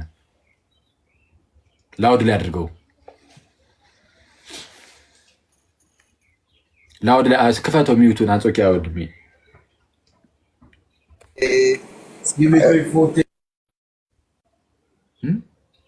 አንዴ አኩስ ደውል ፓስተርህ ጋር ደውልና ስጋዬን የበላ ደሜን የጠጣ የዘላለም ሕይወት አለው ይላል መጽሐፍ። ይህ ስለ ጌታ እራት ነው ወይስ አይደለም ብለህ ጠይቅ። አንዴ ከይቅርታ ጋር እዚህ ካልሆነ የዘላለም ሕይወት ካልሰጠ ለምንድን ነው ታዲያ ስጋ የምንበላው? እንትን ደግሞ ታዲያ ለምንድን ነው እሱን እኮ ነው የምልህ። እሱን ከዛ ያስረዳሃለሁ። አሁን አንተ ክርስቲያናዊ ሆነሃል። ኦልሬዲ ይዘው ቁጭ ብለህ ክርስቲያን ነህ አንተ ማለት ወደ የክርስትና አይነት እንትን ነው ሙሉ ብሎ አስተምሮ። አሁን ጠይቅና ትሰማለህ። አንዴ ጠይቅ፣ ደውል ፕሊዝ፣ ከይቅርታ ጋር ማለት ነው ካላስቸገርን። ለምሳሌ እኔ የተማርኩት እንደዚህ ነው፣ ግን ለነሱ አልደውልም። ለምሳሌ ለምን ምን ችግር አለው ወንድሜ ብትደውል? እሱ እንደዚህ ብሎ አስተምሮኛል። እኔ ያው እኩስ ምን ችግር አለው ብትደውልና ብንሰማ? ይሄ ነገር እንዴት ነው እስቲ በቤተ ክርስቲያናችን ብለህ ብትጠይቅልን ፕሊዝ እባክህ። ነገራችን ላይ አንተም እንድትረዳ ነው አንጾኪ። አንተም እንድትረዳ እኛም ደግሞ ያለውን ነገር እንድናውቀው እንድንረዳው ነው። እንትን ሚዩቱን አንሳውና እስቲ ደውልልን።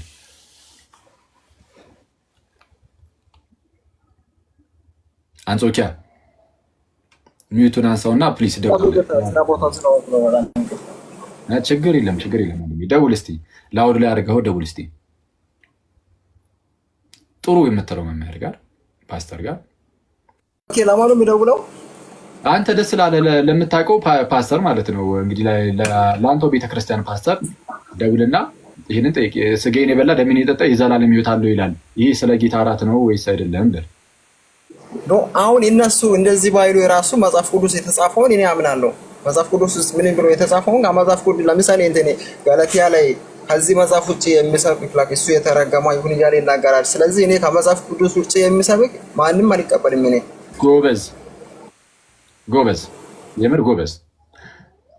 የምርም እንደዛ ከሆነ በጣም ጥሩ። ግን ዝም ብለህ ግን ደውል እስኪ ይላሉ አይሉም የሚለውን ዝም ብለህ ቼክ እናድርግ። ደውል እስኪ ግን ጥሩ ነው። የአንተ ግን ባይሉም ችግር የለም። በቃ አሁን ስትደውል እንደዛ አይደለም ቢሉም ችግር የለም፣ ምንም ችግር የለም። ግን ቢያንስ ዋናው የአንተ እምነት ስለሆነ ግን እስኪ ለማወቅ ግን ምናልባት እንደው የተለየ ሊሆን ስለሚችል እናንተ እስኪ ደውል ግን እስኪ። አዎ ማለት በዛውም የተለየ ወንጌል የሚሰብኩ የተረገሙ ናቸው። ከነሱ ጋር ህብረት ማድረጉ ይደውልና ወንድማችን እንትን ይላል። እሺ አንጾኪያ እሺ ኖ አሁን አልደውልም። ለምሳሌ እኔ እነሱ ኢትዮጵያ ውስጥ ነው በሰዓት ጊዜ አላስጨንቃቸውም። ለምን እኔ በራሴ ያወቅኩትን እናገራለሁ። እነሱ ስህተት ነው ካሉ ደግሞ የራሳቸው ጉዳይ። መጽሐፍ ቅዱስ ተጽፏል። በጣም ጎበዝ ክርስቶስን በጣም እኔ በመጽሐፍ ቅዱስ ላይ የማይደራደር ፕሮቴስታንት በጣም ደስ ይለኛል። በቃ መጽሐፍ ቅዱስ ብሏል አለቀ። እሺ ቆይ በዚህ አይነት አሁን ቅዱስ ቁርባን ብቻ ሳይሆን መጠመቅስ ለመዳን ነው። ያምን የተጠመቀ ይድናል ይላል። ስለዛ ሰው ለመዳን አምኖ መጠመቅ አለበት ወይስ ጥምቀቱ ለመዳን አያስፈልግም? ኦኬ እንትን ከመጠመቁ በፊት አንድ ሰው ማመን አለበት። እንደዚህ ነው ማመን አለበት። ያመነ የተጠመቀ ይድናል፣ ያላመነ ደግሞ ይፈረድበታል ስለው ያው እዛ ቦታ እንደዚህ ሲል ያላመነ ይፈረድበታል ይላል። ግን ያልተጠመቀ ይፈረድበታል አይልም። ለምሳሌ እሱን ያልተጠመቀ ይፈረድበታል አይልም። ምክንያቱም ለመጠመቅ ማመን ስለሚጠይቅ ካላመነ ገና ከጅምሩ ስለማይጠመቅ ማለት ነው። ያላመነ ካለ አይጠመቅም። ወረዲ ካላመነ ለምን ይጠመቃል? ስለዚህ አብሮ ይዘዋል እሱን። አሁን እኔ እያልኩ ያለሁት ያመነ የተጠመቀ ይድናል ይላል። ጌታችን ኢየሱስ። ቅዱስ ጴጥሮስም ኃጢአታችሁ ይሰረይ ዘንድ ተጠመቁ ብሏል። በሌላ ክፍል ላይ ቅዱስ ጳውሎስም ምን ተብሏል? በሐናንያ ተነስ ስሙን እየጠራህ ተጠመቅ ከኃጢአትም ታጠብ ተብሏል። ስለዚህ ጥምቀትን የምንቀበለው ያመኑ ሰዎች ጥምቀት የሚቀበሉት ለመዳን ነው አይደለም፣ የኃጢአት ስርየትን ለማግኘት ነው አይደለም። መጽሐፍ ቅዱስን የምርም እስቲ ያው ምን ያህል እንደምትቀበለው በዛውም እንዳይሆኑ በጣም ይቅርታ እንትን አልሰማሁትም። እስቲ ልገም በቃ ይኸውልህ ምን እናደርግ መሰለህ፣ አንተ ከኢትዮጵያ ውጭ ነው መሰለኝ። አዎ ከኢትዮጵያ ውጭ ነኝ። እሺ አሁን እንደዚህ ላይቭ ላይ ማውራት ምናምን ብቻ ነው የምትፈልገው ወይስ እንደ አሁን ዝም ብዬ እኔ እንደ ጓደኛ በውስጥ ብናወራ ይደብርሃል? ማለት ፈቃድ እኮ ነው። ይሄ ሰውዬ ሊያከፍረኝ ነው እንዴ? እንዳይል ወንድም ያንጾኪያ እንትን እኔ ለምሳሌ ከየትኛውም ሃይማኖት ትክክለኛውን ለራሴ የሚሆን እኔ ይቀበላለሁ። ትክክለኛ አንተ ጋር በውስጥ ብናወራ እኔ ሃይማኖቴን ለመቀየር ሳይሆን ትክክለኛ እኔ ከአንተ ብዙ ነገር ተምሬያለሁ። እኔ ፕሮቴስታንት ሆኜ እኔ ሃይማኖቴን ለመቀየር ሳይሆን ለመማር እንትን በፈለክ እንትን በውስጥ ማውራት ትችላለህ። ደስ ይለኛል። በቃ ምንም ሃይማኖት ለመቀየር ምናምን አይደለም። ዝም ብለን ትንሽ የተወሰነ አንዳንድ ነገሮችን ለማውራት ብቻ ነው እንጂ እንትን በቃ አሁን ፕሮቴስታንት ጥለህ ይውጣ ምናምን ለማለት አይደለም። ቢያንስ ግን የአንተ መጽሐፍ ቅዱስን የምታከብር አይነት ሰው ስለሆንክ ይህንን አልቀበልም የሚሉ ሰዎች ካሉም የራሳቸው ጉዳይ እንጂ እንዴት እንደዚህማ መጽሐፍ ቅዱስ ነው ማስበልጠው የምትለኝ ሰው ስለሆንክ ከአንተ ጋር በአውራ ራሱ አይቆጨኝም ብዬ አስባለሁ። አለቀ። ቢያንስ መጽሐፍ ቅዱስን ከሚያስበልጥ ሰው ጋር በአውራ አይቆጨኝም። ስለዛ በቃ በውስጥ እናወራለን። አንዴ ቆይ ከቻልክ በውስጥ ጻፍልኝ። ከዚህ ልክ ስትወጣ ይልና ሰላም አኪ በለኝ።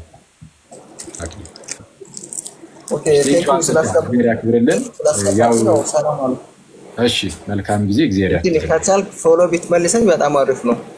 እሺ መልሳለሁ፣ አወራሃለሁ። እሺ ወንድም ኦኬ። እና ሰላም አሉ። እሺ መልካም ጊዜ። በርታ ምናምን አትጥፋ እንደዚህ ምናምን ነገር። ጌታ ደግሞ በነገር ሁሉ ይርዳ። ማን ነው ትዝ ያለኝ? እንትና ቶኒ ትዝ አለኝ። ቶኒ አለ እስቲ እሱን እያወራ ያህል ነው የተሰማኝ። በነገራችን ላይ ቶኒ ያው በፊት ፕሮቴስታንት እያለ እንደ ይወስና ያው በነገራችን ላይ ቶኒም እንደዚህ ወደ ክርስትና የሚመለስ ሀሳቡ መጀመሪያ ላይ አልነበረውም። ከልጅነቱም ጀምሮ በፕሮቴስታንት ውስጥም ስላደገ በቃ እኔ ጥምቀት ላይ ቅዱስ ቁርባን ላይ እኛ ጋር ራሱ እንደዚህ ጥምቀትን አለ ቶኒ ራሱ ከኔ ይልቅ እንደውም ከቶኒ ጋር ማውራት ያለበት ያሁን ወንድማ እንዴ ቃለ ሕይወት ነው ያለው ወንድማችን። ቶኒም ቃለ ሕይወት ነበር እንዴ? አሁን እንደዛ ነበር። ምን አይነት አጋጣሚ ነው! በቅዱስ ሚካኤል ቶኒ ሰላም ለአንተ ይሁን። እንዴት አለ? ሰላም እግዚአብሔር ይመስገን። ሰላም ብያችኋለሁ ወንድሜቶችን፣ ሰላማችሁ አሜን። እንትን ቃለ ሕይወት ነበርክ እንዴ አንተን በፊት ለካ? እዛ ነው ያደኩት። የሚገርም ነው። አሁን ገብቶ የነበረውን ልጅ አይተዋል? ቃለ ሕይወት ነው እንትን ወጥቼ ነበር። ቃለ ሕይወት ነኝ ቅዱስ ቁርባን ሁለተኛ የጌታ ስጋና ደም ወይም ምንድነው ስጋዬን የበላ ደሜን የጠጣ የዘላለም ሕይወት አለው የሚለውን እሱን ለጌታ እራት አይደለም ካሉ የራሳቸው ጉዳይ። እኔ የማምነው መጽሐፍ ቅዱስን ነው እያለ ነው። የሚገርም እኮ ነው። የአንተ የበፊት አመጣጠን ታስታውሷል? በጣም እንደዛ ነው እኮ እኔም እንደዛ መስሎኝ ነው ሳድግ ነበረው። የሆነ ጊዜ የዛሬ 4 ዓመት ነው እንደዚህ ክርክር እንዳለ ራሱ ያወቅኩት። የጌታ እራትና ጥምቀት ላይ ክርክር አለ እንዴ ይለካል እንዴ? እዚህም ላይ ችግር አለ ምናምን ያልኩት እንደውም ኪጄ ነበር እና ኤፍሬምን ምናምን እየሰማሁ ማለት ነው። እንዴ ለካ ኦርቶዶክሳውያን ናቸው እንደዛ የሚያምኑት ምናምን ብዬ ተሳስቻለሁ ምናምን ብዬ ኪጄ የሆነ ማለት ኪጄ ነበር። ግን ኦርቶዶክሳውያን እንትን እናውራ እስኪ ስለ ገተራት ምናምን ሲሉ አላውራም ነበር። በቃ እንደዛ ላምንም እናንተ የምታምኑትን ማኑ ምናምን ነው የሚለው እንትን ለክርክር ስለማይመች ማለት ነው። ብዙ በጣም መጽሐፍ ቅዱስን ከተቃረነ እኔ አልወድም ነበር እንትን መወያየት በምስጢራት ላይ በጥምቀትና በገተራት በጥምቀትና በቅዱስ ቁርባን ለክርክር ራሱ አይመችም። ለክርክር አይሆንም። ሁሌ ጸዲቅ ቤት ስገባ ምናምን እስኪ ለምንድን ነው የማታምነው ምናምን ሲሉኝ በቃ እንደዛ አላምንም አልተማርኩም አንተ እንደምታምኑት የራሳችሁን እመኑ ምናምን ይል ነበር። አልከራከርም። አንተም በሃይማኖት እኔም በሃይማኖት ብለህ ነበር ቁጭ የምትለው። አዎ እንደዛ ነው፣ በመቻቻል ነው እንጂ በተለይ አሁን ቢፈባቸው እንትን አለሽ አይደለ? ዮሐንስ 6 ዳዊት ፋሲል የፈታበት ቪዲዮ ምናምን ትላንት አንተ ራሱ እያየሁ ነበር። በጣም ስለማመን ነው። አንድም ከሉትራን ውጪ ያንን አንድም ዲኖሚኔሽን የሚፈታ የለም እንትን በኢትዮጵያ ውስጥ ያሉት ማለት ነው። ራሱ ሆኖ አንዳንዶቹ አንፈታም የሚሉ አሉ። በነገራችን ላይ ዮሐንስ ወንጌል ምዕራፍ 6 ለሌላ ነው የምንሰጠው የሚሉ አሉ። ሉትራኖች እንኳን ሆኖ ማለት ነው። በዚህ ደረጃ ነው ነገራችን ላይ ጥቅሱ የሚጠመዙት። አንዳንድ ሉትራኖች እንደዚህ ያደርጋሉ። ግን እኔ አሁን እኮ የቅድሙ ልጅ እያወራሁት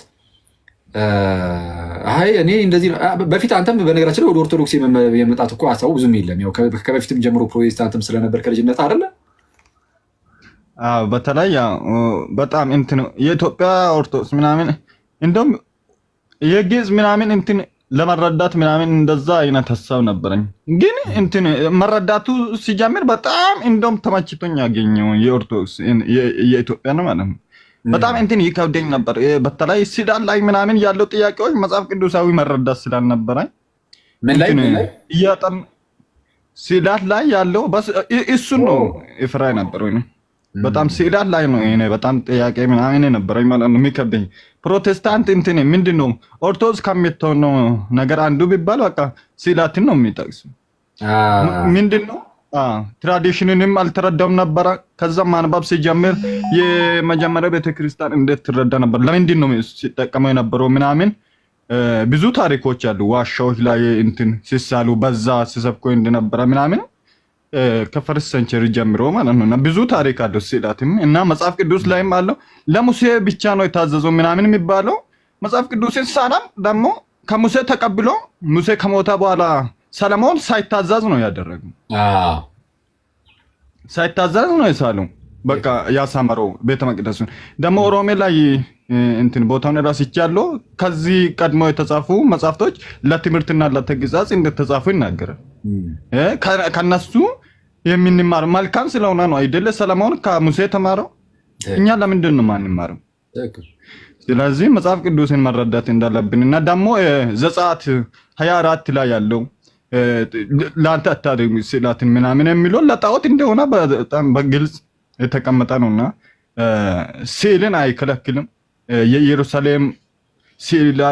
የኢየሩሳሌምን ከተማ ሳሌባት ምናምን ብሎ ብዙ ቦታዎች ይናገራልና ስዕላት መጽሐፍ ቅዱሳዊ እንደሆነ ለምንድን ነው ግን የምንጠቀመው ምናምን የሚለው እሱ ይወስነዋል ማለት ነው።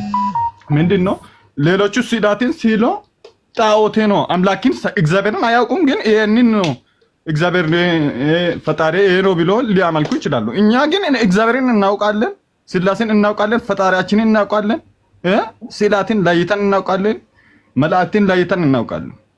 ተራተን ነው የምናደርገው ማለት ነው። ሌሎቹ በሙሴ ዘመን የነበሩ ጣዖትን አምልኮ ምንድነው ጥጃን ሰርቶ ያመለኩት እነሱ እግዚአብሔርን ክዶ ነው። ይሄ ነው ከግብጽ ያወጣን ነው። እኛ እንደዛ አላለን። እግዚአብሔርን እናውቃለን፣ የሚያኖረንን የሞተልንን እናውቃለን። ግን ስዕላትን ለምን እንጠቀማለን? እሱንም እናውቃለን። ስለዚህ በጣም ቀላል ነገር ነው። አይምሮ ላለው ሰው ለመረዳት የሚሞክር ሰው ናይስ እና ቴንክ ዩ። ኧረ ቶኒ ምን ጉር ነው ቶኒሻ፣ እግዚአብሔር ያክብርልን።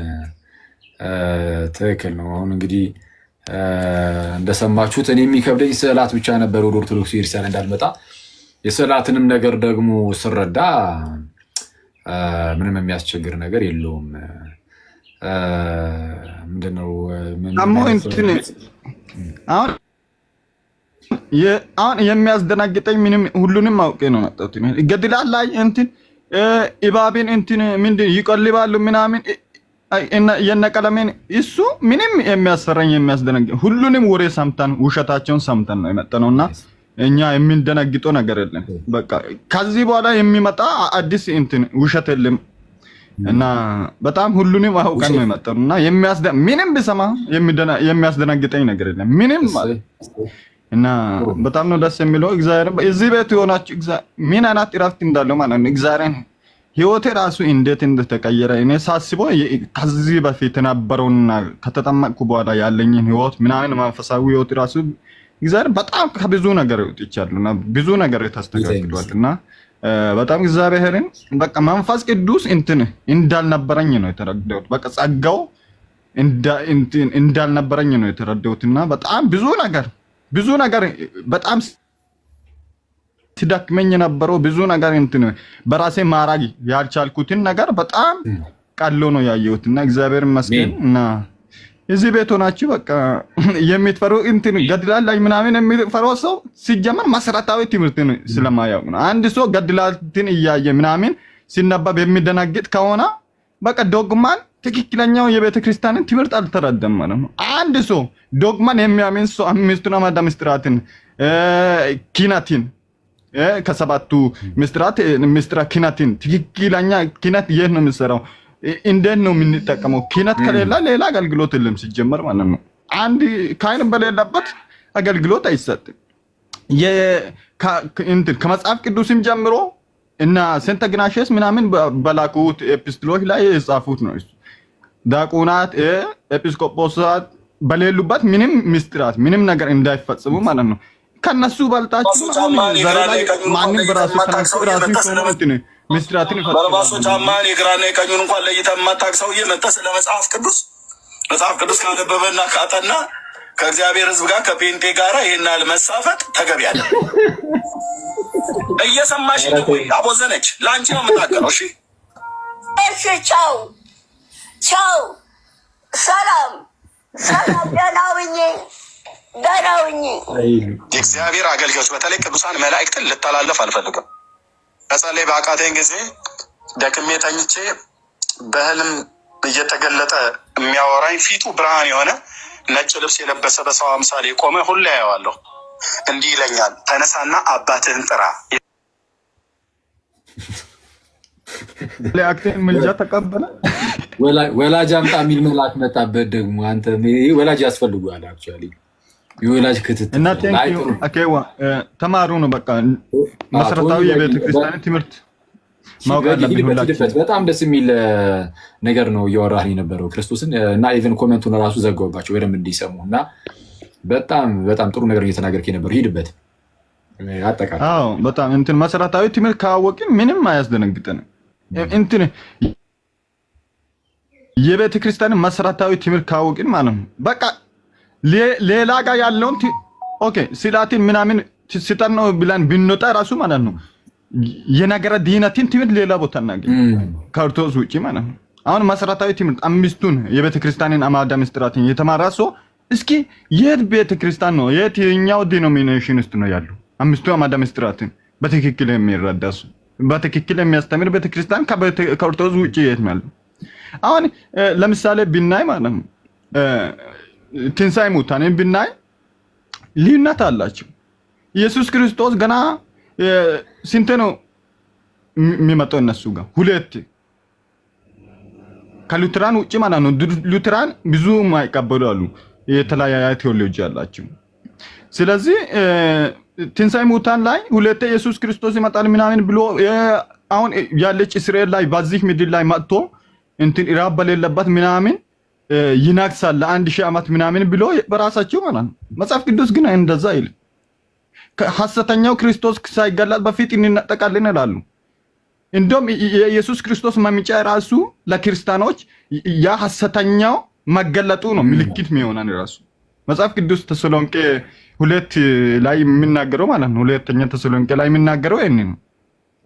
ስለዚህ በሁሉም ነገር ይሄንን የራሱ አታገኙትም ነው እና በጣም ከባድ ነው። ይሄንን መሰረታዊ ትምህርትን ያወቀ ሰው በምንም ነገር ጴንጤ በሚያወራው ነገር ምንም አይደነግጥም። ምንም ማለት ነው እንዴ ኦኬ ገድላ ኦኬ የተክልዬ ገድል ባይኖር ተክልዬ በስንተኛ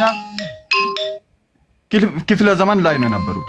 ከነሱ በፊት ክርስትና የለ ዶግማ የለ እንዴ በተክልዬ እንትን እኮ አይደለም የምንድ ነው። እሳቸው ባይኖር ክርስትና አልነበረ እንዴ? አንድ ሰው እንዴት ነው በተክልዬ ገድል ተሳስቷል ምናምን ቢሎ እንትን በተክልዬ ገድል እንዴት ነው ከቤተ ክርስቲያን አንድ ሰው የሚወጣው እንዴ? እሳቸው ራሱ አንድ አካል ናቸው እኮ የቤተ ክርስቲያን አንድ አካል የራሳቸውን ተጋድሎ እንትን የሄዱ ሰው ናቸው።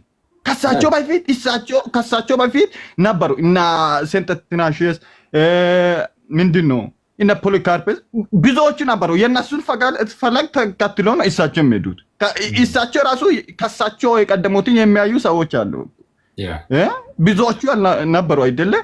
እሳቸው አሁን ተክለ ሃይማኖት የመጡበት ዘመን በጣም እንትን ከጉባኤያት በኋላ ምናምን ቤተክርስቲያን ጉባኤያት ነበሯት። ምንፍቅና ከቤተክርስቲያን ያወጣች ቀጠለ ቤተክርስቲያን ነበረ። እዛ ውስጥ አካል ናቸው እንጂ እንደ አንድ ሰው እንደኛ በጸጋቸው በልጠዋል፣ በአገልግሎታቸው ይበልጡናል እንጂ ግን በሳቸው ገድል ላይ ስተታለ ብሎ አንድ ሰው ከቤተክርስቲያን ከወጣ በቃ ክርስትናን አልተረዳም ማለት ነው። መጽሐፍ ቅዱስን አልተረዳም ማለት ነው። ስለዚህ በገድላት የሚወጣ ሰው በአርሴማ ገድል እንትን ወጣው ምናምን የሚል ሰው በቃ ክርስትናን አላወቀም ማለት ነው። ከሐዋርያት ቀጥሎ የመጣውን የአባቶችን ትምህርት፣ የቤተክርስቲያንን ትምህርት፣ መጽሐፍ ቅዱሳዊ የሆነውን ትምህርት፣ የኢየሱስ ክርስቶስን ትምህርት አልገባውም አልተረዳውም ማለት ነው እንጂ በገድላት የሚወጣ ሰው በጣም በቃ እግዚአብሔርን እንደ አዲስ ነው እንትን መማር ያለበት። ምንም አላወቀም ኢየሱስና ቴንክ ዩ። ኦኬ ቀጥሉ። እግዚአብሔር ያክብርልን። ቶኒ ቃሉ ያሰማልን። ክርስቶስን በጣም የሚገርም በጣም የሚገርም ንግግር ነው ያደረኩ። የምር የሚገርም ማለት ነው። እና እንግዲህ ቶኒ ከፕሮቴስታንት የመጣ ወንድማችን ነው እና በጣም ወደው ወንድም ነው። በደንብ በቃ የእግዚአብሔር ቃል በጣም የእግዚአብሔር ቃል ተረድቶ አይነት የመጣ አይነት ሰው ነው እና በጣም የሚገርም ልጅ ሰው አንዴ እና ምን ትዝ አለኝ መሰለህ? ከሁለት ቀን በፊት ነው አሁን ቃለሜ ጋር ገብተሃል ነበረ። ስትወጣ ያው የቅዱሳን አማላጅነት በእግዚአብሔር ፈቃድ ነው አላልክም? አዲስ ትምህርት አገኙ ፕሮዎቹ። አዲስ ኦኬ፣ እንትን በእግዚአብሔር ፈቃድ አይደለም የምንል መስሏቸው ማለት ነው። አዎ በራሳቸው ፈቃድ እንደ ኃይል እስከ ማድረግ ይደርሳሉ የምንል መስሏቸው ማለት ነውና ቶኒ ይሄንን የተረዳው ማለት ነው። በቃ ከምን ቶኒ በቃ መሰረታዊ ክርስትና ትምህርቱን አወቅኩኝ፣ የሚዋሹ ውሸቶችን አየሁኝ። ከዛ በኋላ የተለያዩ መጽሐፍት ላይ የተነገሩ የሚያስደነግጡ ነገሮች ቢኖሩ ራሱ የሚያስደነግጠኝ ነገር እንደሌለ አወቅኩኝ። በምን መልኩ ማየት እንዳለብኝ የአቡነ ተክለ ሃይማኖት ገድል ብትል ከዛ በፊትም ቤተክርስቲያን ነበረች፣ በመሀል ላይ የመጣ ነገር ነው። መጥቶን ደግሞ በምን መልኩ መረዳት እንዳለብን እናውቃለን። መሰረታዊ የክርስትና ትምህርታችን ላይ ነው ፎከስ የምናደርገው፣ ትኩረት የምናደርገው። ከጥንት ጀምሮ የነበሩ አባቶቻችንን ማየት አለብን። እንደዚህ ካየን ከኦርቶዶክስ ውጭ ምን ልንሆን እንችላለን ነው እያለን ያለው ቶኒ። እና ጌታ በነገር ሁሉ ይርዳ ያስፈጽም። አንተ በጣም የተባረክ ሰውዬ፣ የምር ጌታ ያስፈጽም ከማለት ውጭ ምንም ማለት አንችልም። እና ፕሊዝ ሌሎች ፕሮቴስታንት ወንድም እህቶችም እኔ ከቶኒ በጣም ብዙ ልትማሩ የምትችሉት ነገር ያለ ይመስለኛል። ትዝ ይለኛል እኔ የሆነ ጊዜ ላይ ጥምቀትና ቅዱስ ነገረ ድህነት ትምህርት ነው። የሆነ ጊዜ ላይ አንዲት ፕሮቴስታንት እህቴ ወደ ክርስትና መምጣት ፈልጋለሁ ብላ እና የድህነት ትምህርታችን ምን እንደሆነ ላስረዳት አልኩኝና ግን የሆነ ሰዓት ይወስድ የለ ብቻዋን በውስጥ ከማስረዳት ለምን ዝም ብዬ ላይፍ ገብቼበት ሳስረዳ እሷ አትከታተልም፣ እግረ መንገዴ ለሌሎችም ይሆናል ብዬ አሰብኩና ገባው ማለት ነው። እና ትዝ ይለኛል ያኔ ቶኒ እዚህ ነበረ ምናምን እና ገብቶ ከዚህ ውጭማ ምን ሊታመን ይችላል አለኝ። ሚስጥራት ምናምን ሳይቀር አንስተን ነበር የተማማረው፣ ጥምቀቱን፣ ቅዱስ ቁርባኑ። ከዛ በኋላ መሰረታዊ የክርስትና ማን ነው አይደለም ጥምቀቱን፣ ቅዱስ ቁርባኑ፣ ከዛን ጌታ ኢየሱስን የመምሰል ህይወት፣ በብርሃኑ መመላለስን ምናምን ህይወትን ማለት ነው፣ መልካም ስራ ምናምን የሚለውን እሱን ነካካንና እንደዛ ሲል በጣም ነበር የገረመኝ። እና ያኔ ፕሮቴስታንት ነበር አክቹዋሊ፣ ግን በቃ ዲግ ያደርጋል ምናምን እዛም እዚህም ይላል፣ ያነባል፣ ይሰማል ምናምን እና እንዲህ በቃ እንዲህ ሆናችሁ ሁላችሁም ፕሮቴስታንቶች ነው በጌታ ልክ እንደ ቶኒ ሆናችሁ ነው የምለው። እስቲ ቀጥሉ እናንተ አውሩ። እኔ አክሊል የተወሰነ ይበላል አይደል? አዎ አክሊል መብላት አለበት ኦፍኮርስ። ቀጥሉ።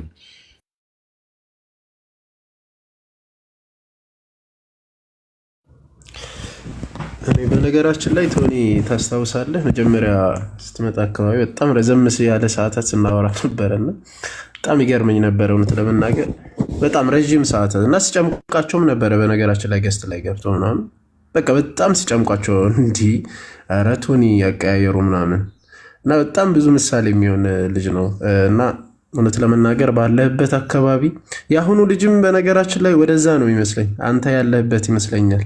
አሁን የወረደው ልጅ ማለት ነውና እንደዛ ነው ሜቢ እንትን ያልኩት በጣም ምሳሌ ትሆናለና ባለህበትም ስራ ትሰራለህ። በነገራችን አሉ ግን ኢትዮጵያውያን እዛ ያለ ቶኒ ራይ እንደ በሚሊዮን ነው ያሉት እዚህ ብዙ ናቸው ደግሞ ፕሮቴስታንት ናቸው ሁሉም በጣም እንደዛ ነው። በፔንቴኮስታል የሚሆን ላይ ያሉ ናቸው የነቢያት ምናምን በዛይት ምናምን የሚያምኑ ናቸውና እና ከባድ ነው። ኧረ ብዙ ስራ ይጠበቅብሃል ማለት ነው። ባለህበት በጣም ብዙ ስራ መስራት ትችላለህ። በነገራችን ላይ ማለት ያው ባገኘው አጋጣሚ እኔ አንዳንዴ እሱን ተመክሮ መውሰድ ያለብን የትኛውም እዚህ ውስጥ ያለን ኦርቶዶክሳውያን ማለት ነው ማለት ባገኘነው አጋጣሚ በሙሉ ሰዎችን ወደ ክርስትና ማምጣት ልምድ ሊኖረን ይገባል። በቃ ባገኘነው አጋጣሚ በየትኛው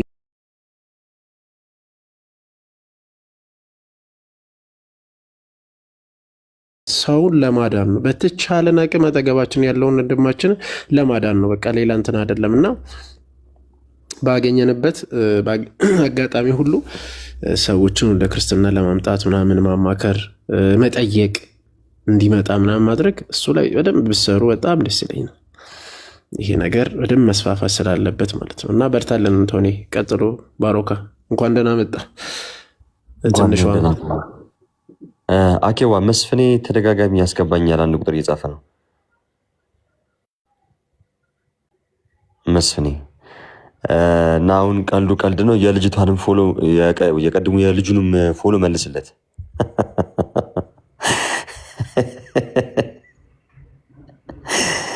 ቶኒዬ ቃለት ያሰማልን። በጣም ድንቅ ነገር ነው የተናገርከው።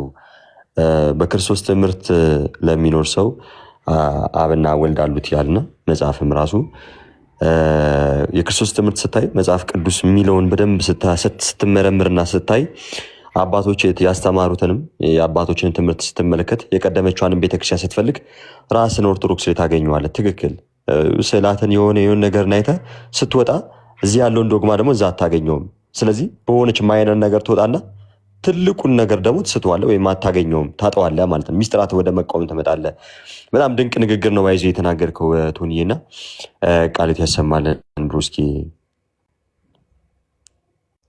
መስፍኔን አወቀው? አኪዋ አላወኩትም። ማን ነው መስፍኔ? ግብዳው ሲሶ ቤት መስፍን መጃሚል መስፍኔ እንዴ ባለፈው የተቀበልነው እንዳይሆን ያ እሱ ይገባል። እናንተ መሬት ሲማላችሁ እሱ ዳስቦራይ ነውና ይገባል። እናንተ መሬት ሲማላችሁ ከባድ ነው አዲ መስፍኔ የጠፋ ሰው ይላል። እንደምናበልኝ የኔ ወዳጅ የነቅን ሰው ደህና ነው ወይ? አለሁልኝ መስገን አምላክ ደህና ነህ? አለሁልኝ። ሰላም ሳልል እኮ ተመለስኩኝ እኮ። ኧረ በስ ታሳፈራለህ በእውነት ከሆነ እውነት ታፈርኩኝ። ግን አንድ መጥቼ እንትን እላለሁኝ። በዚህ አጋጣሚ ለተዋህዶ ልጆች አንድ ነገር የምለው አለ። በእውነት ፍቅር ናችሁ በጣም። እኔ ያየሁት ከእናንተ ፍቅር ነው። አኬን በአካል አላውቀውም፣ ጋዴን በአካል አላውቀውም፣ ስስዬን አላውቀውም። ግን ብዙ ኢትዮጵያውያን ሳውዝ አፍሪካ ሲመጡ ተቀብዬ አስተናግጄ አንድ የሚቀበል እንጠ ያጣሁኝና የተቀበሉኝ አኬና ጋድሳ ስሳይ ናቸው። ከልቤ ላመሰግናችሁ ወዳለሁኝ። ፍቅራችሁ በጣም አይቻለሁ። እውነት የፍቅር ሰው ናችሁ። መነሻዬም ምንጭም ያው ተዋህዶ ነኝ። ቤተሰቦች አሁንም ተዋህዶ ናቸው። ግን የበለጠ ከእናንተ ፍቅር ስላየሁት አኬ እግዚአብሔር አንተን አክብር። ከአንተ ጋር ሆኜ እንደ ውሃ መጠጣት ለእኔ ትልቅ ትልቅ ሞገስ እንዳገኘሁት ነው በእውነት ማስብ። ጋደንም ስሳይንም እንደዛ ፍቅራችሁ ያስቀናል። ይህን ለማለት ነው። ከልቤ ወጣ። የሲስ ተመችቶኛል። የሲስ በጣም አንደኛ ነው። የሲስ ምርጥ የተዋህዶ ልጅ ቢስ የተዋህዶ ልጅ እናሳ የተዋህዶ ልጅ እኮ ነው። ሲሶ እኮ እኔ ያሳቀኝ እግዚአብሔር ይባረክ። ሀርታዱላ አንተ የጌታ ሰው አርጋዱላ ደስ ይላል። እሺ እና ቴንኪዩ መስፈኔ ምንም አላደረግንም እኛ እውነቱን ለመናገር ጌታ ባለበት ደግሞ ይጠብቅ በነገር ሁሉ ይርዳ ምናምን።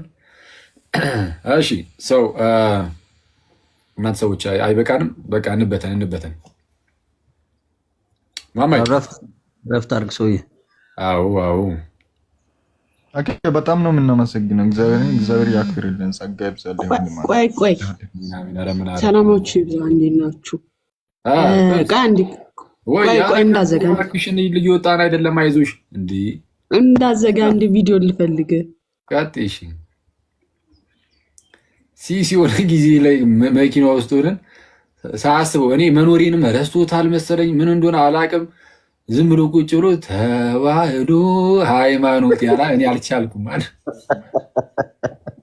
ቅዱስ ሚካኤል ነው። የምር ነው። አንዳንዴ አድክም የሆነ ሰው ለምዶበት መሆኑ እኮ ነው። ትላንት ከዛ አልሰማሁም እንዴ ሐርና ወርቁን ስታስማማ አለ። ምን ያልቻልኩም ልልስል እናቴን ኮሚስራት መካፈል የቀረዋል።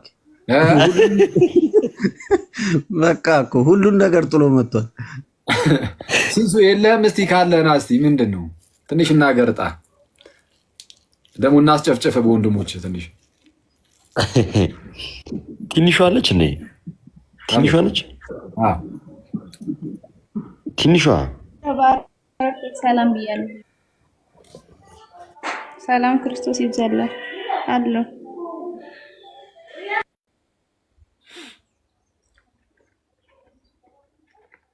ላችሁ እንትን የሚለውን ላኩልኝ። የአኬ ዲያስፖራን ሲቀበል የተናገረው ንግግር አለ። እሱን ላኩ። ታታርገኛ አንድ ቆይ ማን አረገሽ? ብላ ላኩልኝ ጋይስ። ምንድን ነው ኔትወርክሽን አስተካክል እስቲ። ስተዋለ ይቆራረጣል። እሺ ያ ጋይስ በቃ ቻው ምናምን ሰላም ዋሉልን።